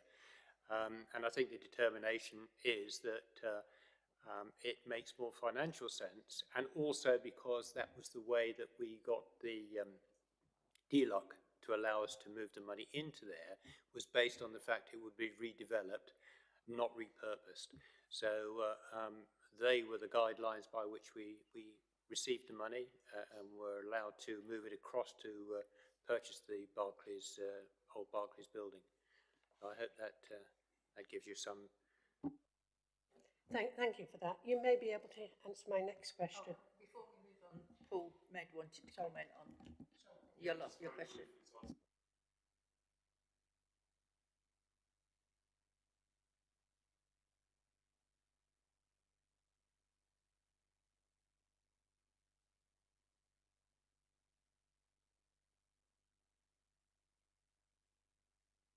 Are often driven by something called a benefit cost ratio. So essentially how much in return you get for every pound invested. And as Councillor Seaton alluded to, demolishing that building and redeveloping it to potentially create retail and housing space achieves a much better BCR than leaving it as it is and trying to refurbish it. Thank you for that. Right, my next question is the setup for Fenland Extra Care Consortium at Neen Waterfront. Will that be privately owned flats within a... I'm not quite sure how that is, whether it's like Doddington Court at Doddington or something different. That doesn't come under me, but I'm sure the lead.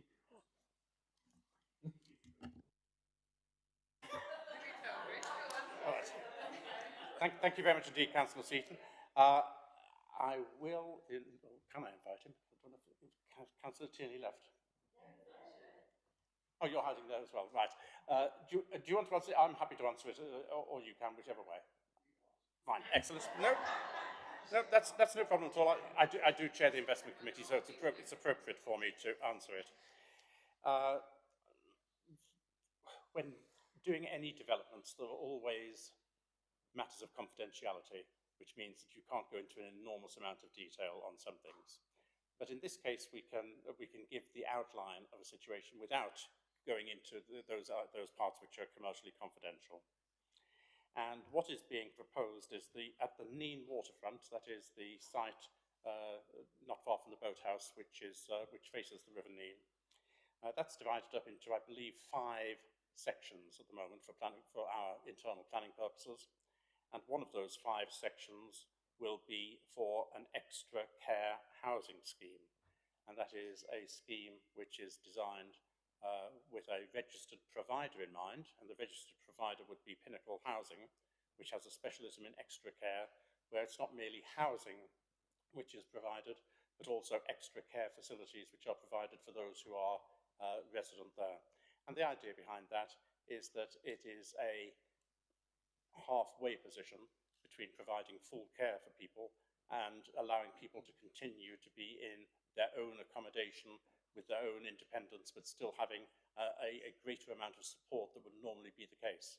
And it is an idea which has taken off right around the country, and it makes an enormous amount of sense, and it's good for the individuals concerned as well, to be quite honest. So that's what an extra care housing scheme is. And we did a tender procurement exercise, and a private sector-led consortium which was formed to deliver a project has been selected, and they're going to be using a combination of private finance but also housing grant to produce this affordable housing, particularly for individuals, as I say, who need extra care. It would be wrong to say that this would be exclusively for older people, because it won't be, but I imagine that it will be largely for those individuals who are more elderly. Now, this consortium is called Fenland Extra Care Consortium, FECC, and that is a set of initials that you will get to hear quite a lot of in the years coming up. And so what they are doing, what FECC is doing, is putting in a planning application with reserved matters for the scheme. And as I say, once that's actually been built, it would then actually be run by a registered provider, which is Pinnacle Housing. Thank you. I'm glad to hear that. I'll make this my last question. You'll be pleased to hear. And you're more than welcome to ask as many questions as you wish. Don't say that. I'll go on. You've got a lot of paper. Within the paperwork, it mentions the Four Seasons coming back, and the government's Welcome Back funding enabled a series of marketing events throughout the town centres prior to the relaunches. Can you tell me what events took place? Because I can't remember anything taking place within Chatteris.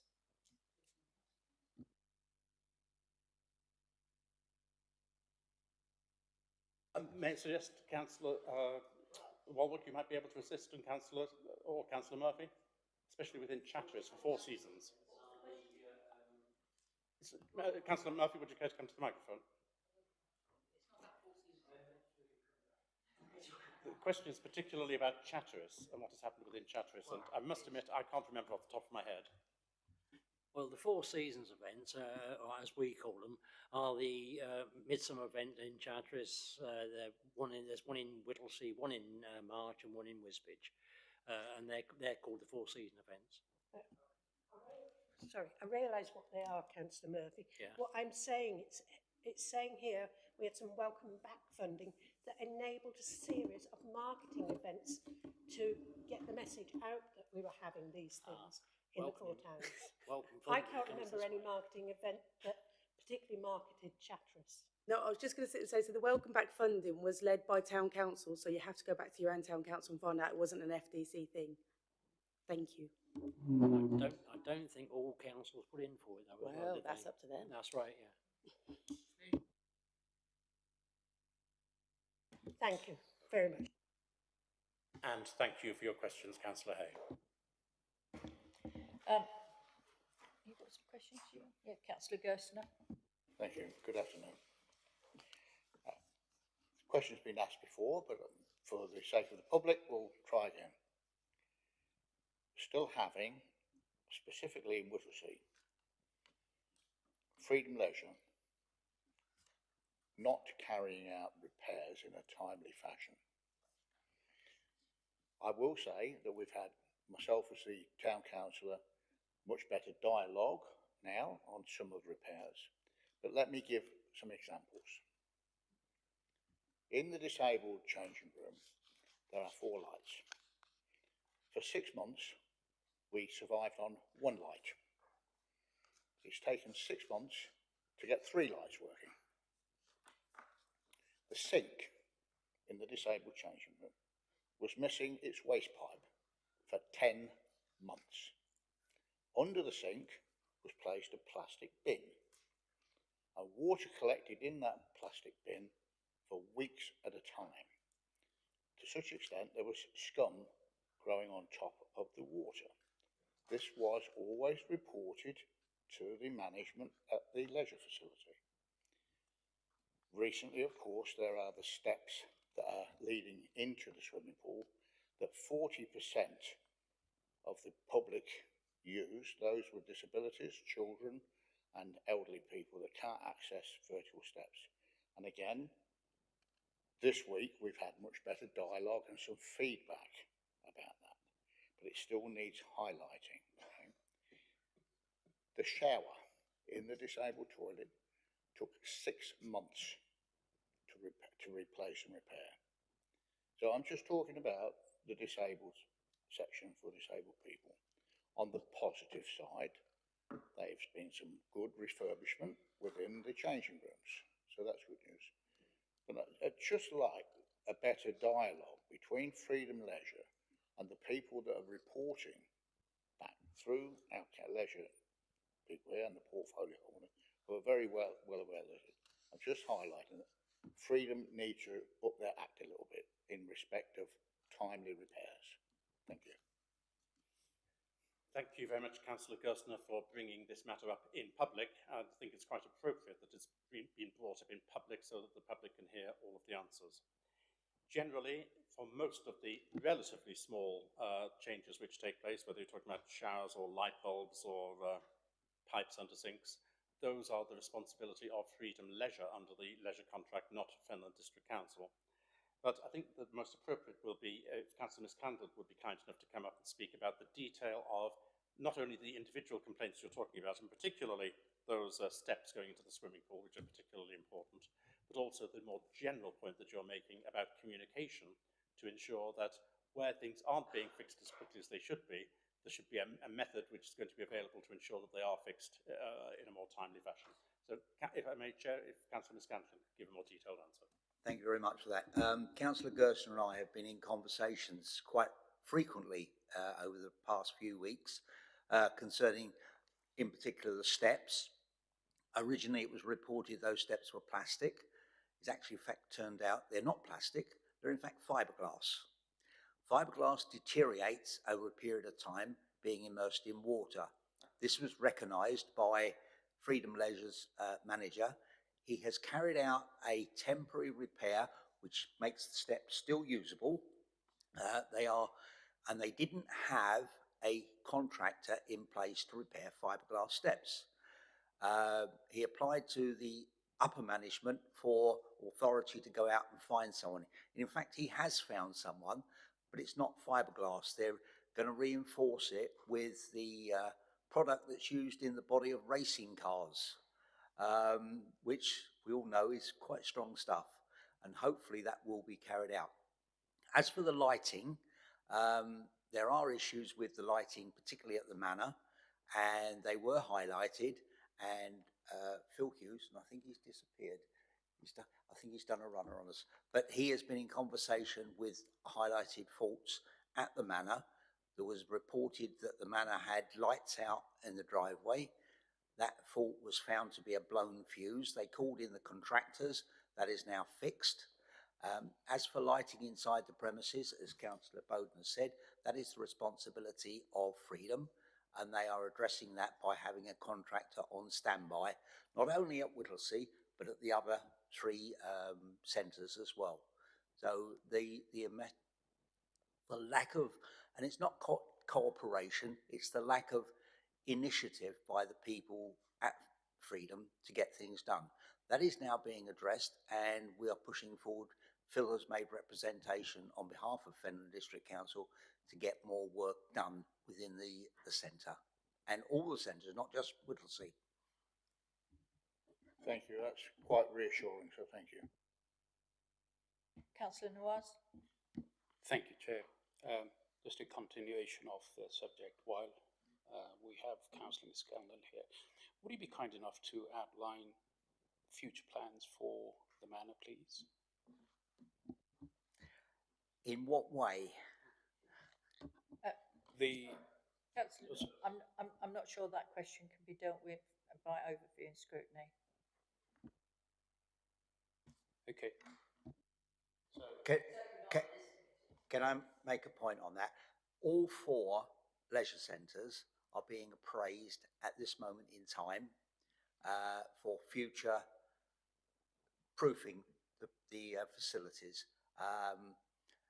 At the moment, there is nothing in the public domain, and hopefully it will stay that way for a while until the leader, the chief exec, Phil Hughes, myself, and Carol come to a decision of what's going to happen to those centres. We don't know at the moment. That is the absolute end. We do not know.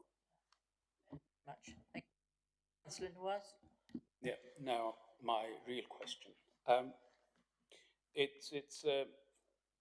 While reading this report, it's pleasing to note that in the various tables, targets have been achieved or exceeded. And it's fairly comprehensive, all the 4 or 5 chapters. My question is more about what is not covered in the report, and I'm sure there is a good reason as well. What is not the elephant in the room for me would be education.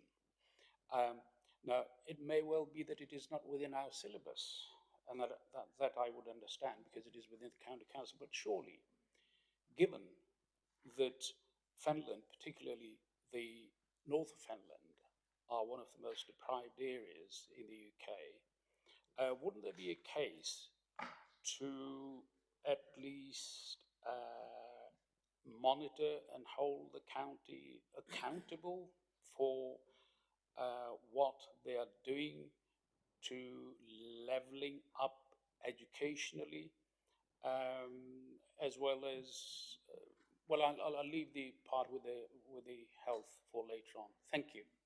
Councillor Bowden, I realise it's slightly off the agenda, but if you would like to comment, thank you. Thank you very much, indeed, Chairman, and thank you for the question, Councillor Nawaz. In fact, to be quite honest, I think I would like us not merely to hold county responsible for education and the failings in that. I'd like to hold them responsible for public health and the failings in that. I'd like to hold them responsible for highways and the failings in that. That's not within our remit as a district council. Those areas are the responsibility of the county council. We often work in cooperation with the county council in order to get projects moved forwards in those areas, but they are strictly the responsibility under the split which there is in the Local Government Act 1972 of the upper tier authority rather than the lower tier authority. And you as an overview and scrutiny committee can only actually overview and scrutinise what is the responsibility of the district council. And much though I'd like to do it, we must not abuse that by starting to have our say on things which should be said, and which I will be saying myself tomorrow, at Alconbury, at New Shire Hall. So there is a very clear division. On the subject of education, however, things have moved on quite a bit, and now the county council has relatively little responsibility for education, since so many items are now devolved to academies. And whilst they do have capital responsibilities in many cases, in terms of a large amount of what goes on, and an enormous amount of the funding which is provided by central government, all the responsibility of the county council is to act as a post box. The money is sent to county council sends it on to the academies. And that is the limit of their responsibility in a whole host of areas. So on education in particular, much though I would love to have a debate here about education either now or in the future, it's even less accountable than the other areas which I mentioned. Thank you. Paul, do you want? A terrific question, because it's so important in the context of Fenland, and there has been educational attainment challenges pretty much across the board. So I think it's a really well-placed question. I think the first thing to say is which part of education are we talking about? Primary, secondary, adult education. And my guess is that we will be looking at all of that, because there are issues across really the full spectrum of education. So what can we do about improving education within the district? Well, we don't have a lead responsibility, but we do a lot of work both at a political level and an officer level, working with partners to lobby. So the county council, at both an officer and a member level, obviously the committees that exist at the county council, you can be sure that twin-hatted councillors are going to be asking relevant questions about what's going on in their patch, and obviously in this sense, Fenland. I think it's also worth bringing the Cambridge and Peterborough Combined Authority into the equation, because they have responsibilities for aspects of education, particularly adult education, where adult education budget allocation and commissioning is concerned. And I think another point I would make as well, what else can we do as individuals? Well, and again, this could exist at both a political and an officer level, and that is align ourselves to the governing boards of the different primary and secondary schools, get on those boards and influence directly those academies as to how they're running their schools. For some time, just an example, I've sat as a governor on the Thomas Clarkson Academy. So no one individual can change the world, but you have an opportunity to understand what's going on and try and influence directly and indeed support from the knowledge that we have working within the local government sector. Yeah, thank you. Yes, I did indeed mean that the whole of the spectrum, primary, secondary, as well as adult education, in fact, the upskilling of the adult workforce as well. Yes, I do understand that the academies have a degree, well, a large degree of autonomy. However, is it not that case that the councils also are able to appoint somebody or other? I know they have directors and so on, but maybe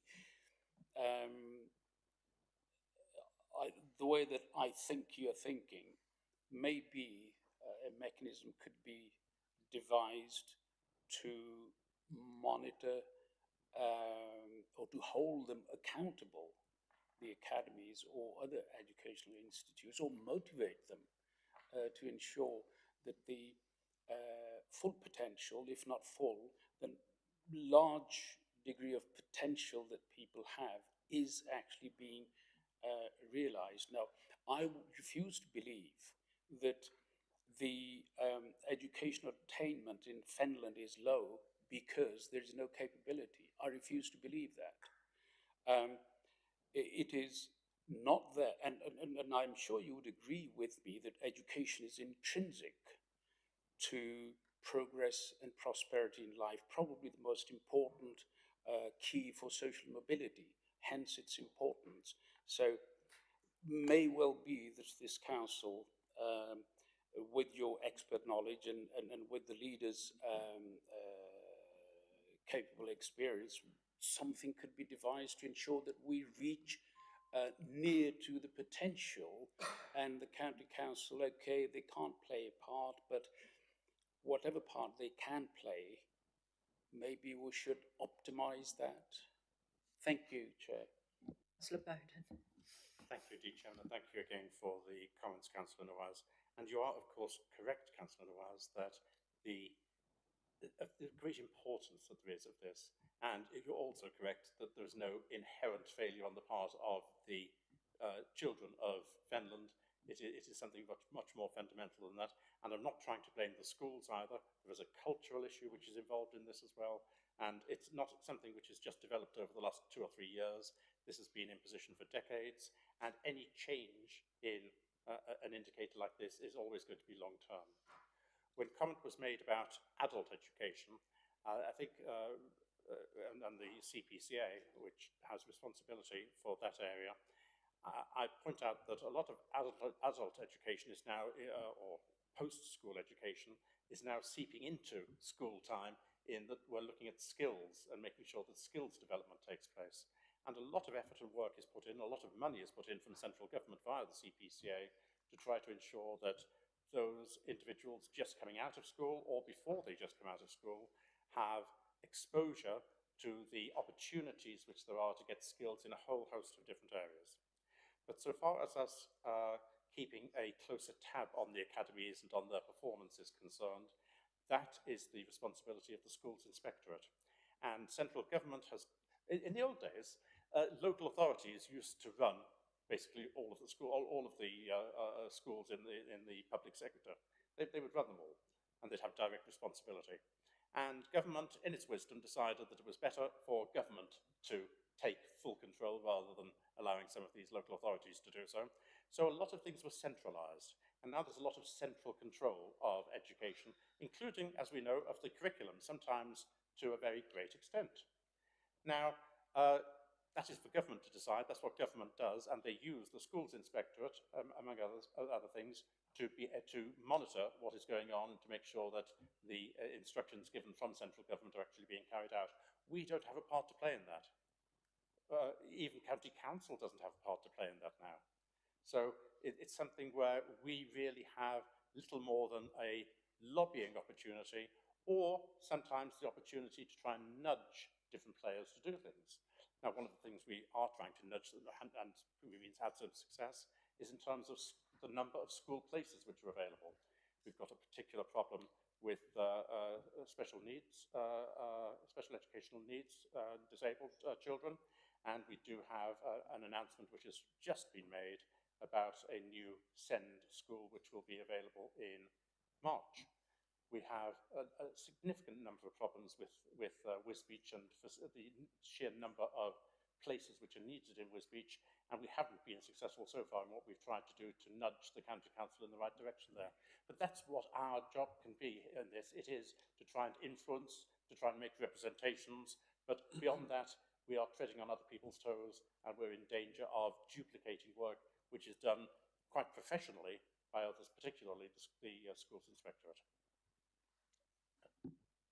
Paul Maid, you wanted to come in? Yeah, thank you, Chairman. Just one final brief point. So, in categorising education, I touched on primary, secondary and adult ed, but I did miss one crucial cohort, and that is early years, so basically pre-primary.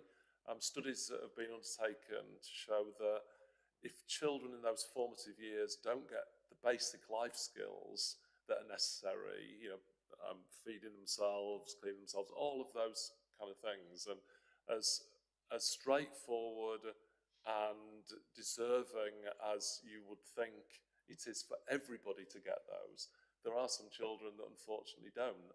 It's been proven what a detrimental impact that can have on an individual child's educational potential. So there's a lot of work to be done for the relevant children within that cohort to make sure they get those basic skills so they have every opportunity to maximise their educational potential when they enter formal education. Well, almost final comment, I think, because I think it is so crucial to the future of children, and I do not want to accept that children in Fenland would have a lesser potential and deserve any less than children anywhere else. So what we are saying then is that the council has no role really to play in academies. We do not have any representation on the board of the academies, and that there is really, apart from lobbying, as the leader has said, there's not much that we can do. Would I be correct in assuming that? Councillor Bowden. Legally, yes, but in practice there is so much partnership working which is taking place at all times to try and achieve various objectives, some of which will have education as part of them, that we do have the opportunity to work with officers in other local authorities, whether that be with county council or with the CPCA or others, and there can be educational aspects of that which allow us to make representations and to work together. But we do not have those responsibilities, and we we will be treading a very dangerous path indeed if we start to take it upon ourselves to do the work that others are tasked to do by central government. I don't think government will look on us very kindly. If we were perfect in everything we did, then we'd have the opportunity and time to look at others and to start picking them up on things. And I'm not trying to belittle the importance of the particular issue, because education is fundamentally important. Education, training and skills, fundamentally important for the future of people in Fenland, including for older people who need reskilling. But it's not our direct area. On that particular issue, it's possible for us actually to have a little bit more say, because we are one of the constituent members of the Combined Authority, and the Combined Authority is the body which has responsibility now for skills. So we do have an input into that, as you know, Councillor Noaz, because you're one of the representatives that we've got. We've got various opportunities through overview and scrutiny at the Combined Authority to ask questions about how the skills process is being undertaken. I personally am not happy about the lack of bias towards those areas which have the greatest need in the Combined Authority area, so far as skills are concerned. But those are the sorts of comments, questions and challenges which are appropriate at the Combined Authority Board and Overview and Scrutiny level, not for the Overview and Scrutiny Committee of this particular authority. Yeah, just thank you very much, Councillor Bowden, for that. Just a clarification, I'm not on the Skills Committee, Scrutiny Committee, I am on the Health Scrutiny Committee, but I take your wider point. So does it mean that FDC do not have any education department or any personnel, education office or anything like that? Councillor Noaz, I think Councillor Bowden has answered most of the questions, and it is County Council that a lot of your questions would need to be addressed to, and not Fenland. So. Yeah, thank you for that. So we don't have any education officer or anyone. Thank you. Thank you. I'm pleased to see that the formation of Fenland's Culture and Heritage Committee, and I note in the report that it says we've secured 120,000 from the UK Shared Prosperity Fund for amplifying community arts and culture. Now, it strikes me, if this committee really takes off, 120,000 is not really a lot of money.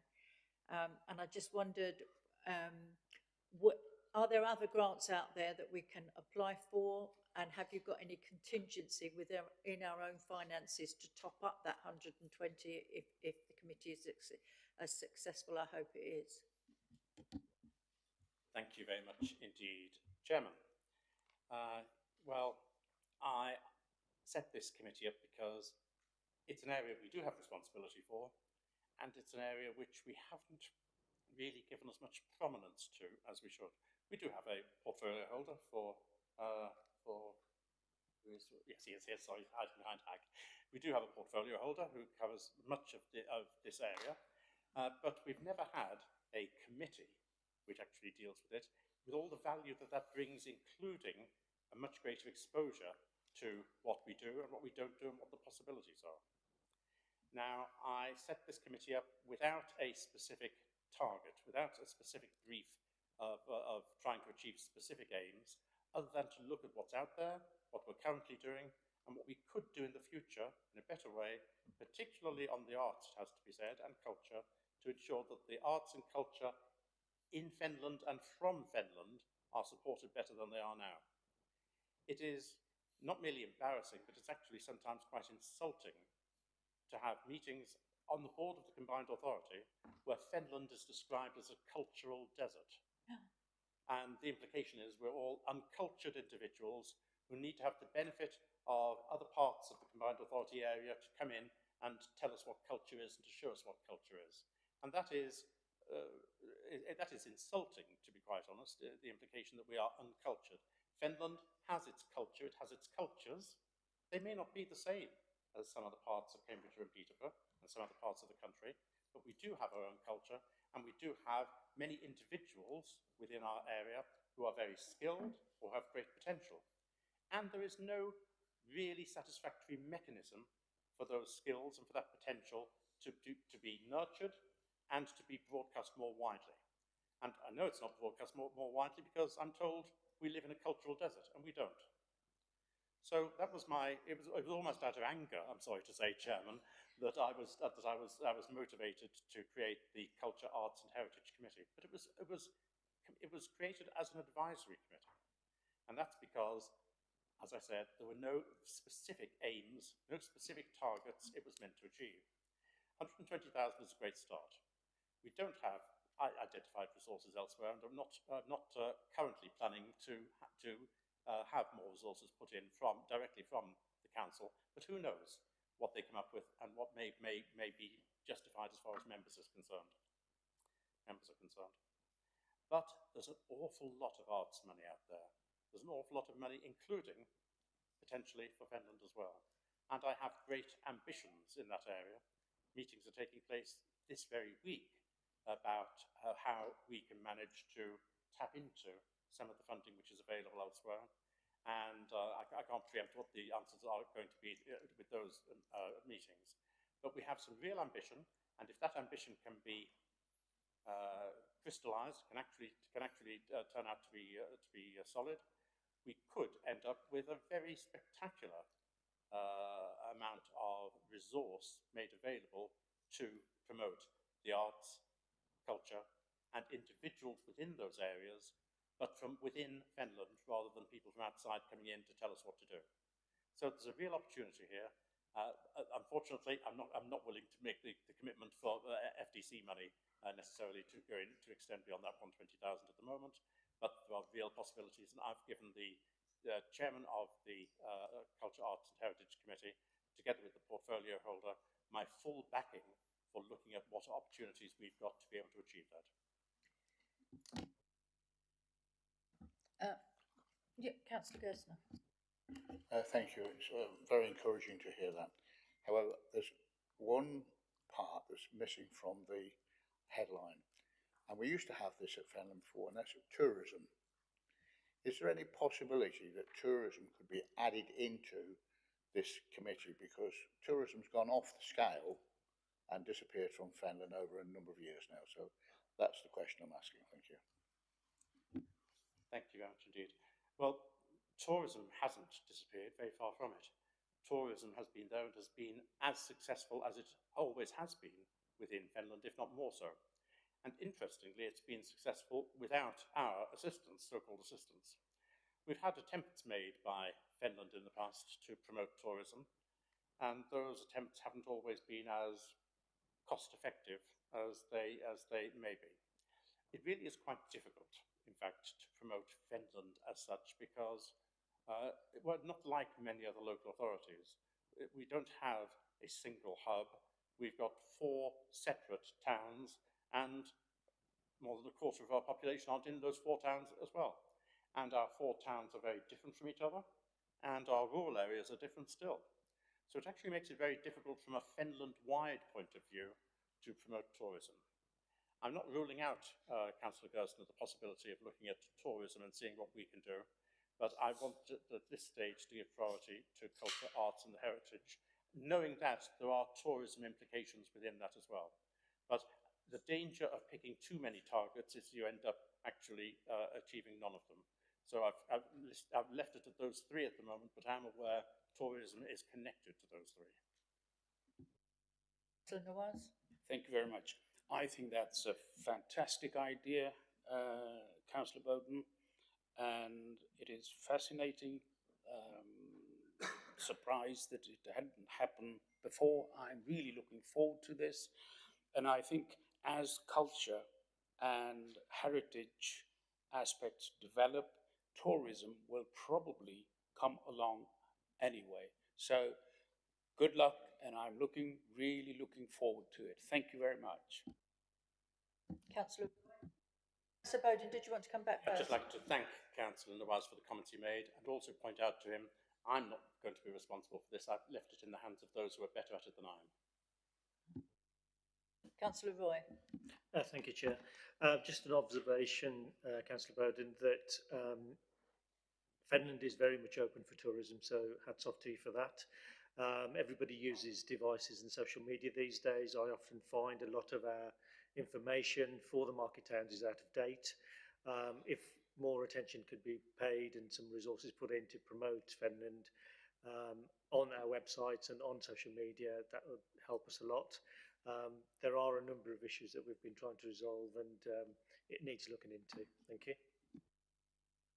I'd like to thank Councillor Roy for those comments. And within the limitations that he sets, I think that's perfectly reasonable for us to look at and see what we can do to make sure, most definitely, that we're not continuing to put out out-of-date information, but also to see what use we can make of the facilities we do have.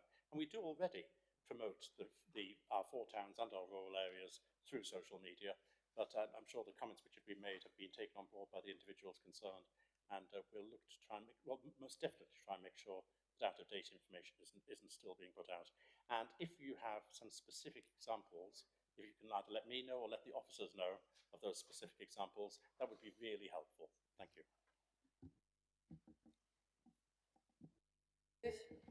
Thank you, Chair. I'll ask the question I've been asking for a couple of years now. Obviously, the report gives a positive spin on what's happening within Fenland. So can you give me one example of an area where you don't feel things have gone to plan and how you would have improved it? That's a really good question, Councillor Booth, and you'll love my answer. Nothing has gone according to plan. Not a single thing has gone according to plan. I feel quite strongly about this, so you've asked the question, you're going to get the answer. Not a single thing that we set out to do has ended up finishing up the way in which we started it. And that, unfortunately, is life.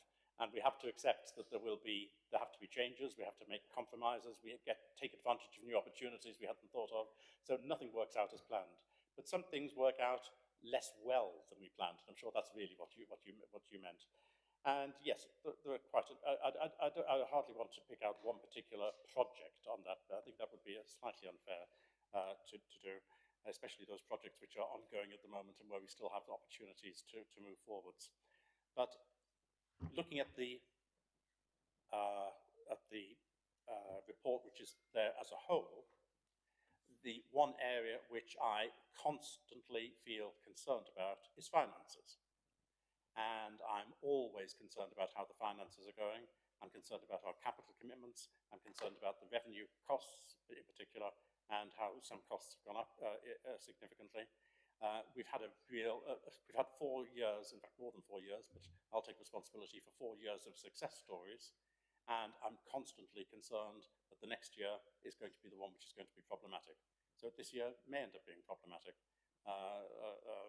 It's always very difficult to tell. We've been through the subject of the forecasts that we've got and the budgets that we set and the final outcomes. We've been through that many times, and it's possible that this year is going to be the year when things don't work out as well as we would have liked.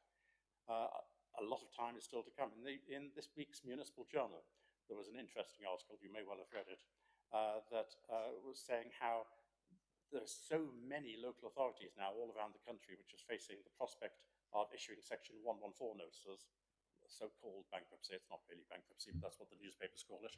But so many local authorities are facing that prospect now that the only thing government can do in order to save the whole sector is to inject a very large amount of money into the sector on an unconditional basis in the autumn statement.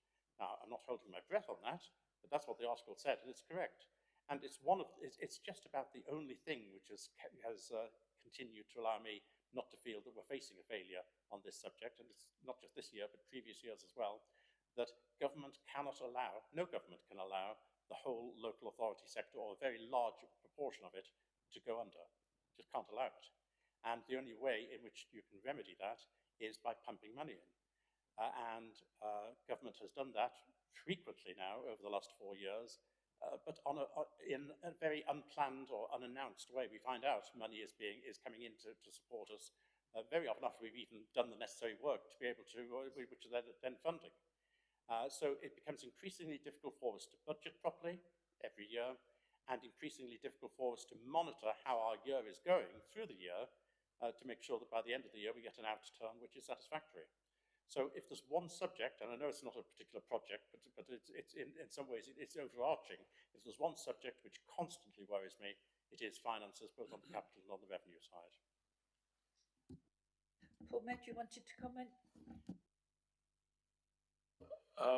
I think in the spirit of continual improvement, you could look at a broad range of things, and because we are an aspirational council, There's lots that we want to do better, but a couple of specifics. So, and I think both of these, they're not altogether, down to our sole responsibility. I think there are external factors, and I'll explain what I mean. So firstly, I think recruitment. We've had some challenges in terms of recruitment across, a number of vital posts, without going into the detail, across the council. I don't think that's a reflection at all in the way in which we approach recruitment. I think we've got a fantastic HR team. Our managers are trained and understand what effective recruitment and indeed retention looks like. Going back to what I said before, that doesn't mean that we're complacent. We're always looking at how we can position our jobs in the best way to attract the best talent into Fenland. I think the reality is, in my time in local government, I don't think I've ever known such a difficult jobs market as is currently the case. There's been challenges, particularly in certain specific areas over many years, but right now I think the sector is, and this isn't unique to Fenland, generally has some significant recruitment challenges. That's one area. The other area, so I think we still have high aspirations for levelling up and the levelling up funding. So the council committed a lot of time and effort to put a bid in. Again, without going into the detail, that bid was specific to Wisbech, because I think we recognise, whilst all the towns and villages have their own respective challenges, there are certain challenges and indeed opportunities which position Wisbech very well in the context of the government's Levelling Up Fund. So, we weren't successful second time of asking, or should I say, Levelling Up Fund 2. We committed a lot of time and effort into putting the best possible bid together. I think aspects of the criteria counted against us because the way in which they were assessed in a Cambridge-wide context as opposed to being specific to a town. So I think, moving forward, we're not out of the race. We've had it confirmed that there is likely to be a LUF 3 funding round. So from a point where we're perhaps disappointed that we haven't got a significant amount of funding in through Levelling Up, there is still the opportunity that we may well get that funding. So there are a couple of areas. Thank you. In the report, it says that we've secured over 900,000 funding from the government's UK Shared Prosperity Fund to invest in businesses over the next 3 years. The funding will support businesses with grants to invest in new technology, diversify their income or create new employment. We've also got secured 430,000 to invest in rural businesses and communities. How are we going to actually let people know that this money is there for them to apply for grants? Because I speak to people quite regularly and they seem to be oblivious that this help is out there. Thank you for that. Very good question. I don't have Councillor Benny here, so I will do my best to cover it. And I'm sure that to the extent that I make any errors in what I say, the Chief Executive will happily correct me, I hope. Yes, we achieved this money, and it is in two different stages. That is money to do with businesses and money to do with local communities. And it's a 3-year grant, which we only really found out about halfway through the first year, which isn't exactly great, with an obligation to spend more than a third of it in the first year. So that's not exactly a great start to the whole process, but it wasn't actually formally made available to us until late summer. So we needed to make sure that we satisfied the terms of the grant, and we knew that it was easier for us to contact businesses, especially since COVID. We've now got a very good database of businesses in Fenland, and we've got a good communication between our growth team and businesses. So we made sure that we used those communications, we used social media, we used email to contact businesses to let them know what the opportunities were which were available for them if they were interested and they thought they may satisfy the criteria. to make applications to us. So we are right in the middle of doing that process now, and most of the money in the first year, and for that matter even in year 2, is going to be on the business side as a result, rather than on the community side. On the community side, we recognise that we had a lot more work to do in order to communicate with people, to bring people in, and to find out what were the best opportunities which were available. We are working on that as well, but most of that money is going to be spent in year 3, certainly not in year 1, and only some of it may come out in year 2. So there will be communications coming out, there will be opportunities for local community groups to approach us, depending upon the precise criteria which there are in that, which I can't give you off the top of my head, I'm afraid.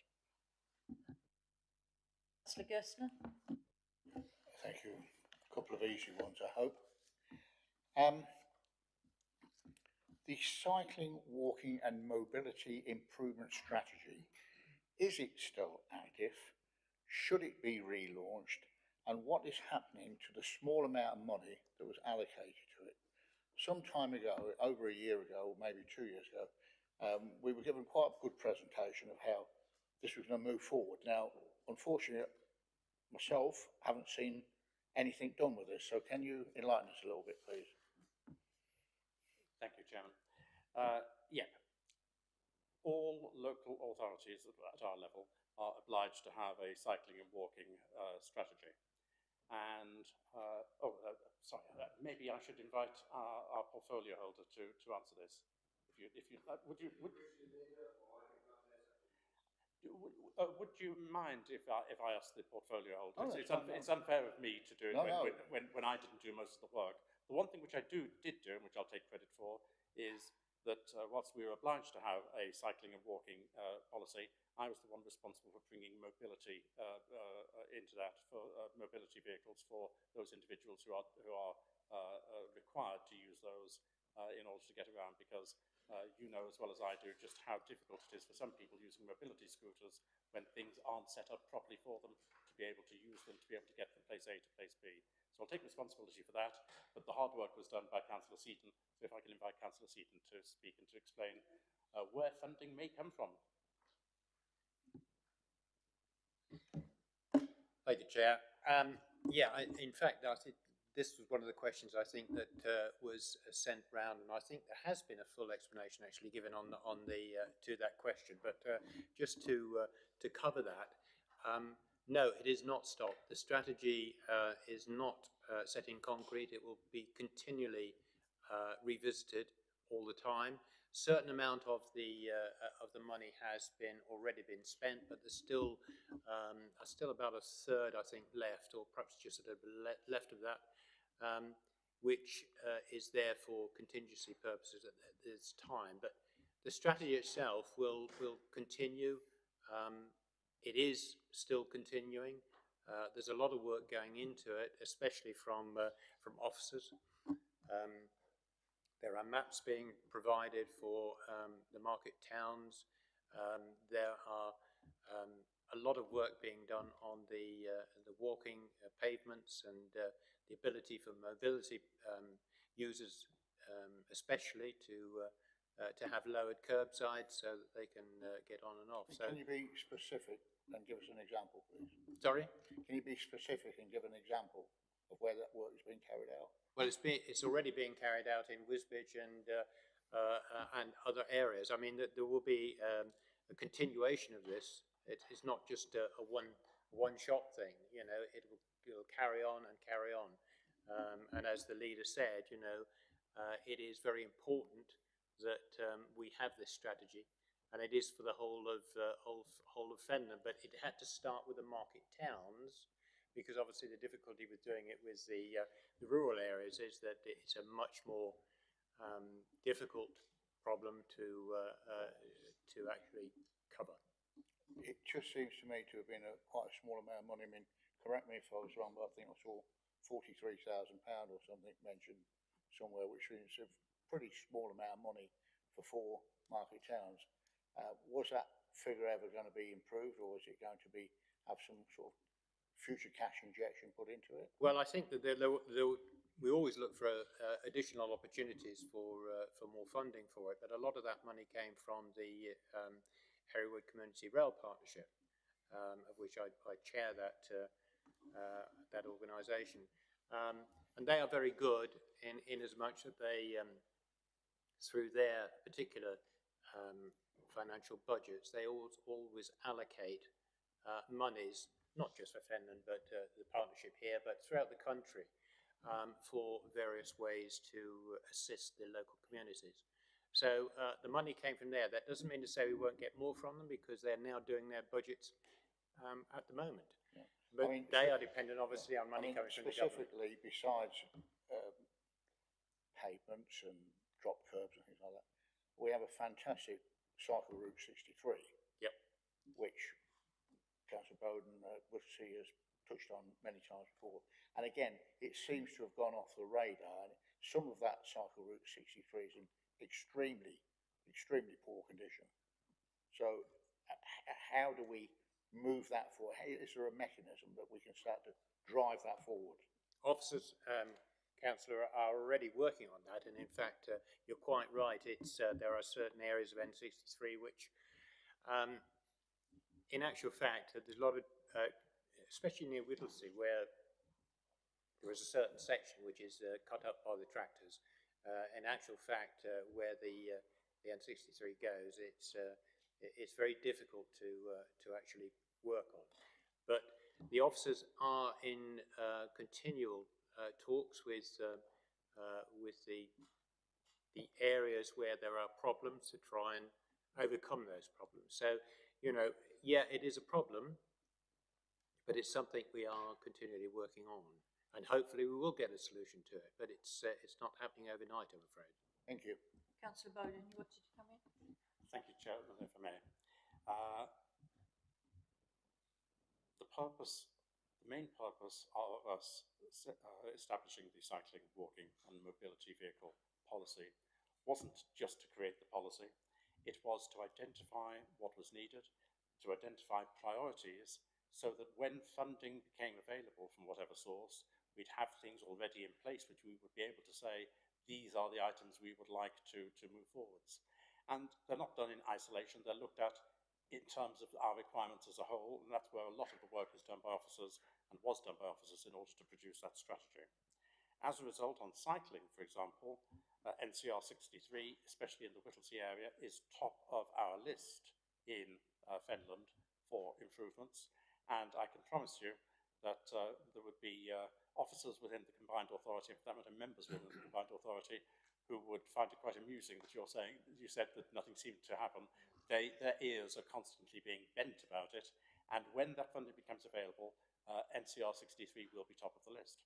And well, I say when rather than if, because central government has as a priority active travel, promoting walking, promoting cycling. There's an awful lot of money which comes out from central government, which comes down either via the county council as the highways authority or through the combined authority. And it's vital that we have, as we do have, a set of priorities fully worked out, fully thought out in place to allow us to be able effectively to bid for the various things which are possible. Now, we're in an unfortunate position in Fenland and in an unusual position in that we, as a district council, have a transport department. Now, most district councils won't have a transport department because transport isn't actually a district council responsibility. It's an example that Councillor Nawaz might find amusing in a way that we do decide to do this, but transport connects to so many other things, to economic growth in particular, that we find it absolutely essential, and we get plaudits from some of our partners that we are able to put forward schemes in a better way, in a more timely way than other areas because we do that. So we give it a serious amount of priority. And I can promise Councillor Gerstner that we continue to be pushing for all of these things. We continue to be asking at least for our fair share, and preferably for a share sufficient to allow us to level up compared with some other parts of the area.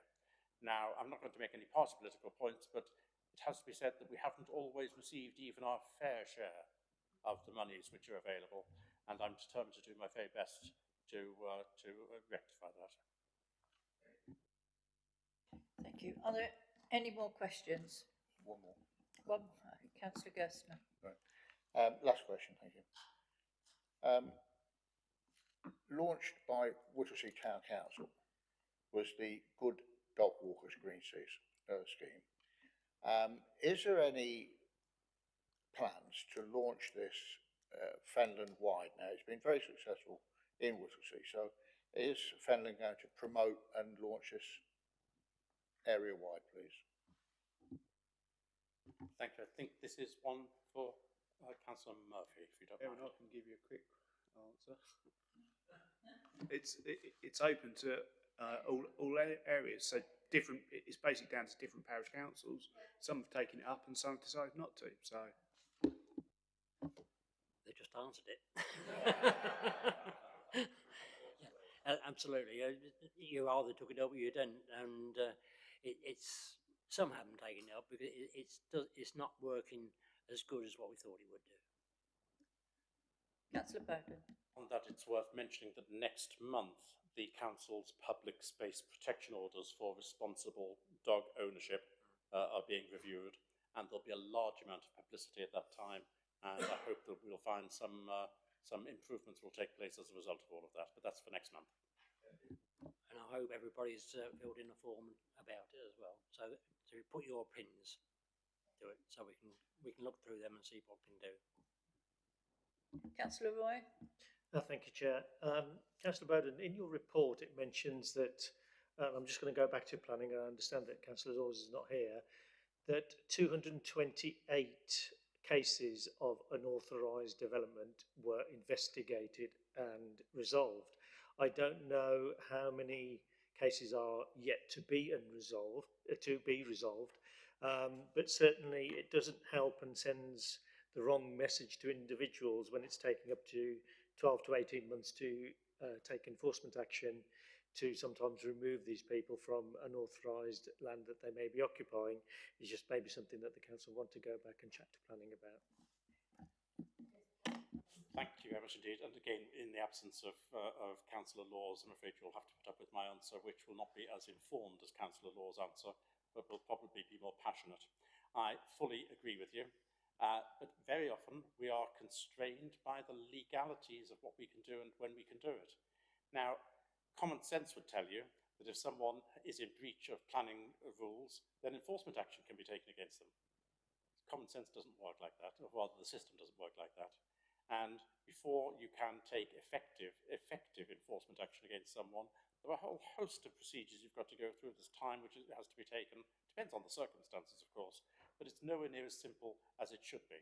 Now, you can join me if you wish, Councillor, in making representations to our Member of Parliament to suggest to him that the laws should be changed so that enforcement should be easier and quicker for local authorities, but we have to operate within the law. And because the legal requirements very often for enforcement action are so cumbersome, so take so much time, it's often better for us to try and reach an accommodation with, an agreement with the individuals concerned to get them to rectify the nuisance themselves without going down the enforcement route. Now, it is actually wrong, to be quite honest, but it's the most cost-effective and productive way very often of moving forwards. Unfortunately, there are some people who might take advantage of that, but I have to say I've been surprised by the number of times that informal approach has actually worked as opposed to ending up having to take enforcement action. But the whole system isn't as simple as you might imagine. But, Councillor Laws will be delighted to talk to you about it, and without trying to defend it, but officers will only act in accordance with the law and where they believe they stand a reasonable chance of having an enforcement notice which won't be successfully appealed against. Thank you, Councillor.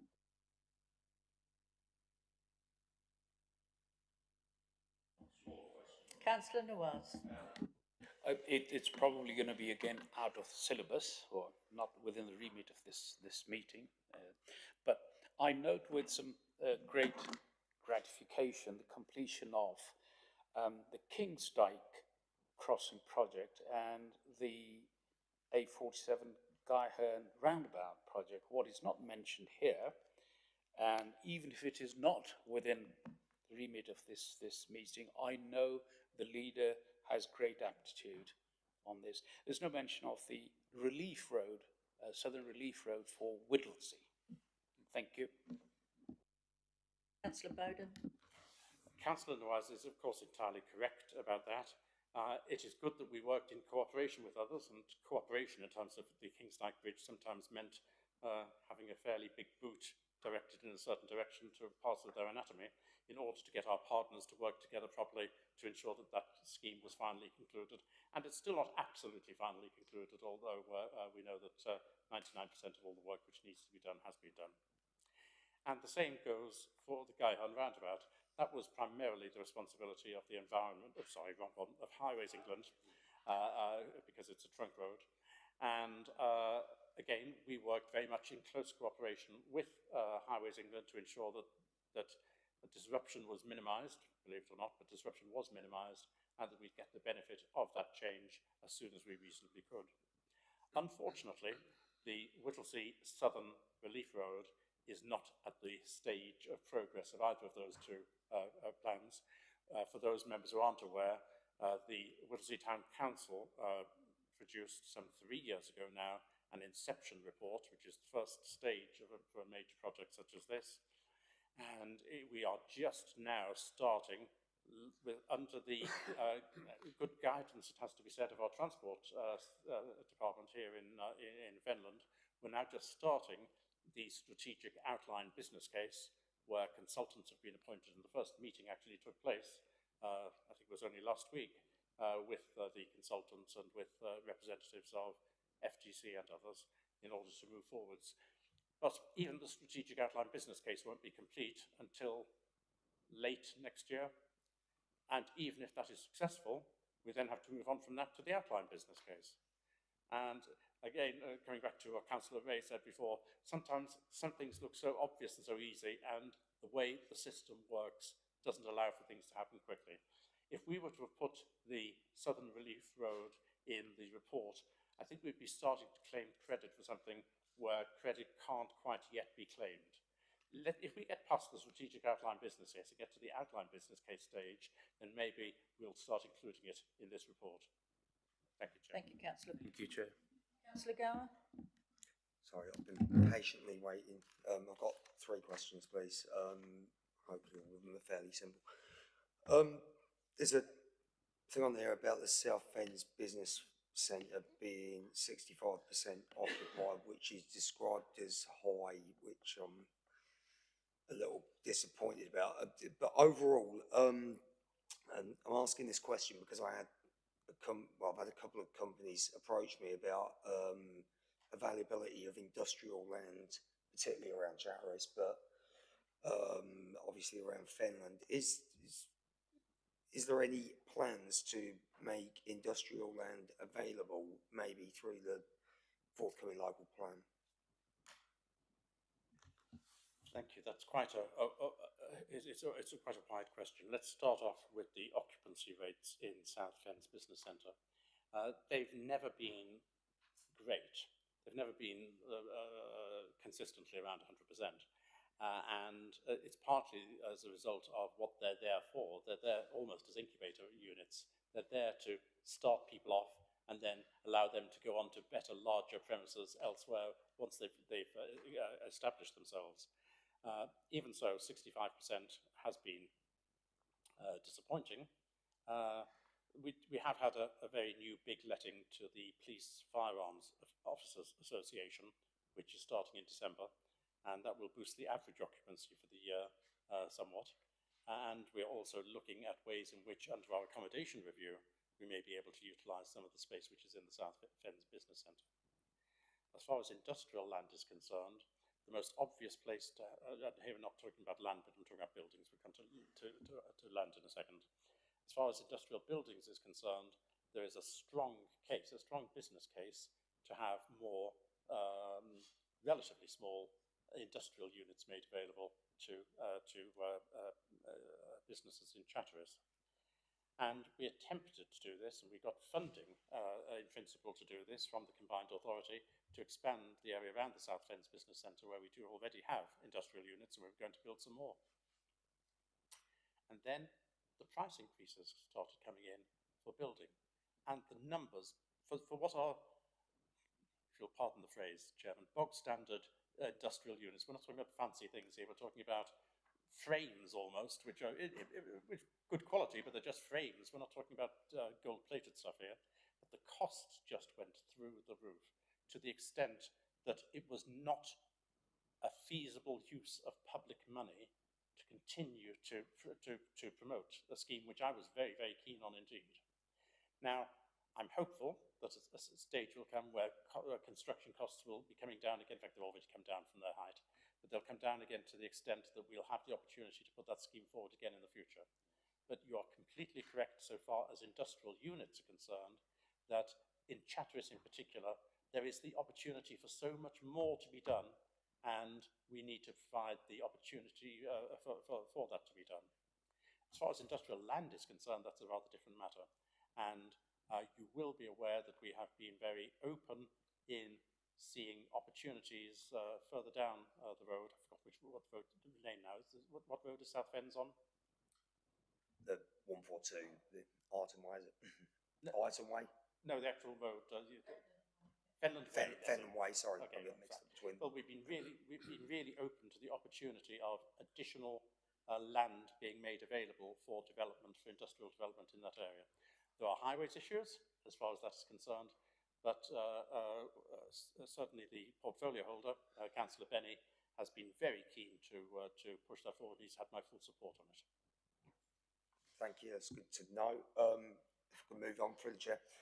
So just the next one is really a point of clarity, really. On the point of homeless, we've got 2,075 requests for assistance, and then 1,228 resolved. There's a delta there. I'm just curious as to why that is. Well, it's a timing issue as much as anything else. You're quite correct, there is a delta, but what is also, what should have been mentioned in the report is the pipeline that we've got available, which is coming up so far as additional housing is concerned, which will be able to be utilised to reduce that delta. The trouble is, these numbers aren't static, of course. These numbers are changing all the time, and there has been a particular increase seen over the last 12, 18 months of the number of families, it tends to be, presenting themselves to us for whom we have a statutory homelessness responsibility. And it's always difficult when we have this word homeless. Individuals can be statutorily homeless and still have a home that they're living in. So we're not talking about people here who are living out on the streets. We are talking about people for whom we do have a particular legal liability. And I don't have the numbers immediately to hand about this. Unfortunately, Councillor Hoy, who would have been able to give you the numbers, has now left. But we do have a remarkably large pipeline of properties which are coming along over the next few years, including this year and next year, over a significant number of sites. And if, Chairman, subject to the officer agreeing, if you'd like a little bit more information about that, I'm sure that Dan Horn would be delighted to say a few words on that. Because he can give the detail, which unfortunately, off the top of my head, I can't. I know I should be able to, but I can't. Thank you. Actually, through the chair, if I can actually put my third question in, which will link into this, was also about empty houses, which I assume are owned by FDC. We've got 81 brought back, which was an improvement on last year, which is good. How many are empty? How many more have we got to come back in? I think. Sorry. Chairman, if I may suggest that the second question be answered by just a bit more information by Dan Horn, and then I'll come to the third question. In fact, Dan may be able to answer the third as well, but not FDC properties. Thank you, Councillor. So in terms of new affordable housing coming through the system, just trying to find the stats, so I'm just bringing them up now. So we've got coming through the pipeline, forecasting 195 new affordable homes will be completed this financial year across 9 sites. But that does depend on when the completion date's coming out, and that's the latest information. So there is some fluctuation on that. But then as well as that, we've also got a pipeline of 997 affordable homes to be completed from April 2024 onwards into the medium term. So that's quite a sizable forward plan, and that's through working with a range of registered providers and encouraging them to want to invest and work in Fenland. And that's in part in thanks to obviously the planning system that we've got in terms of the work that they put in to encourage and help planning applications to be progressed in the area. So, thank you. Yeah. Going to answer the third question, I believe. I was going to carry on with the second, and then I'll come to the third. I want to emphasise, though, that what Dan Horn has just told us about, which is very good news, will not be a solution to the problem, because the problem is ongoing. There will be new individuals, there will be new families who present themselves to us. So we're not suggesting for 1 second that we have a single solution here which is now being achieved. Nevertheless, this will be a helpful addition. Additionally, we have taken action largely using government inducements towards purchasing some 29 properties ourselves, which is not something we've done for many a long year, primarily towards seeking better temporary accommodation solutions to the ones we currently got. When individuals, or largely families, when they present to us as homeless, sometimes they actually do not have a home. They literally don't have a roof over their head. And when they're in that situation, we've got a legal obligation to provide that roof over their head that night. Now, if you're talking about something which is as short term as that, you very often end up putting people into bed and breakfast for a night or 2 nights over a weekend. And that's not an unacceptable solution. The trouble is, bed and breakfast ended up all across the country, including, it has to be said, in Fenland, as not being for 1 or 2 nights, but for going on for weeks or months. And that wasn't an acceptable solution. It wasn't cost effective, and it wasn't good for the individuals concerned. So by one means and another, by the 3 different schemes, we've got 29 houses in the pipeline, some of which have already been purchased, some of which will be purchased over the course of the next few months. And many of those will be utilised specifically to stop people going into bed and breakfast, and for us to be able to place them into properties which are of a decent standard, are within Fenland, because sometimes, very often, the bed and breakfast we've had to put them in is outside Fenland. We're not exactly blessed with a large amount of hotel accommodation in Fenland. So we've taken strong action there to try and ensure that at least those individuals who are in the greatest need, and for whom we have the absolute legal obligation to provide immediate housing, that their experience is going to be better in future than it's been at the moment. But you quite correctly, in your third question, look at empty housing, and you say, well, fine, building all these new homes, what about the empty ones? And we have a comprehensive list of homes which are empty. Now, some houses are empty for perfectly good reason. It takes time, maybe the resident has died, and it takes time for the house to be sold or to be moved into by their relatives. So having relatively short-term empty homes is part of the normal process of the housing market. However, when it gets to 6 months, a year, 2 years, 3 years, or 20 years, it's clearly a different matter. And there we have 2 measures. The first measure, we tried carrot and stick. The stick is that we apply as much of a multiplier as we can for the council tax. Excuse me, please. Homes which are empty for more than, I think it's more than 6 months, without good reason, they get financially penalised, with a view to getting them to hurry up and getting the houses back into order. But additionally, we have an officer solely appointed for the purpose of liaising with the owners of these properties, doing everything that we can to assist them to bring them into order. Now, every single one has its own story, has its own difficulties, but we take action ourselves, as well as hitting them with the stick. we try and encourage them with the carrot as well. So we try, but almost all of these properties, in fact, all of the ones we deal with, I think, are in the private sector. We have very little control over public sector, by which I mean housing authority, registered provider properties. And it is immensely frustrating, and it happens all around the country, that voids for registered providers are far longer than they should be. That's not strictly our responsibility. We don't have regulatory power over that. And I know that the registered providers themselves recognise that it's a problem. It's frustrating that they haven't been able to be more successful than they already have been in reducing the number of voids and the length of period some of those voids exist. But that's technically outside our remit, and we certainly can't charge them. We can't start using too much stick on them. But we do need to work better in cooperation with them to try to assist them to bring those voids down. It's in accordance with what they're set up for at the end of the day. They're not there to allow a property to just remain vacant for 12 months. And very often, when we are in that position, they tell us, oh, they're waiting for a particular part for a boiler which they can't get from Germany, and it takes 6 months to get it. They are appalling situations, and when we have a housing problem, it is galling to see public money, public bodies such as housing authorities not being able to avoid voids for the sort of periods that we see. Thank you.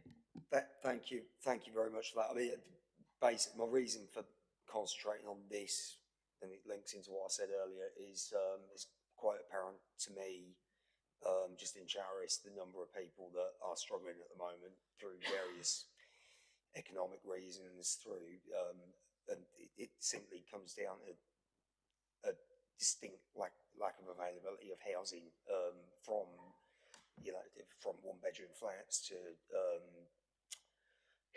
HMOs, whatever the nature of them. It's really good to know that we are trying to do our best to do something about it and help. So no, thank you very much.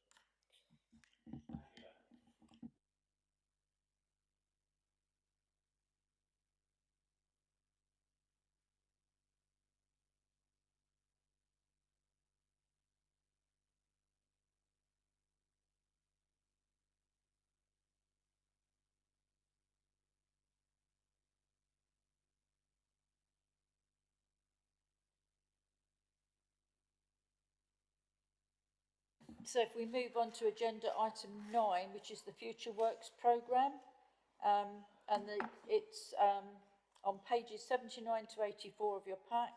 The Future Work programme sets out the planned business for the panel up to July-September 2024, some of which was set by the previous panel, and some reflects the ongoing annual items which are routinely considered. Are there any questions or suggestions in relation to the Future Work programme? No, I think there was one noted from Councillor Booth, wasn't there? Yeah. So, yeah. So, agenda item 10. This is urgent items, and I did say earlier on that there was something I needed to report, and that is that I've used my authority to exercise powers to waive the full 28-day forward plan notification and the 5-day call-in process to enable the decision to proceed to allow the appointment of a preferred supplier within specified contract timescales, and that is to do with the software, IT software. The timeframes were so tight when they had to stop using one supplier and start using another that we didn't have the capacity to put it out there in the wide world. But I did see all the papers, and I'm happy that everything was done accordingly. Okay, I think that marks the end of this meeting. It's been a long meeting, and I declare the meeting closed. The next meeting is scheduled for the 28th of November at 2:30. Thank you all for your patience. Thank you.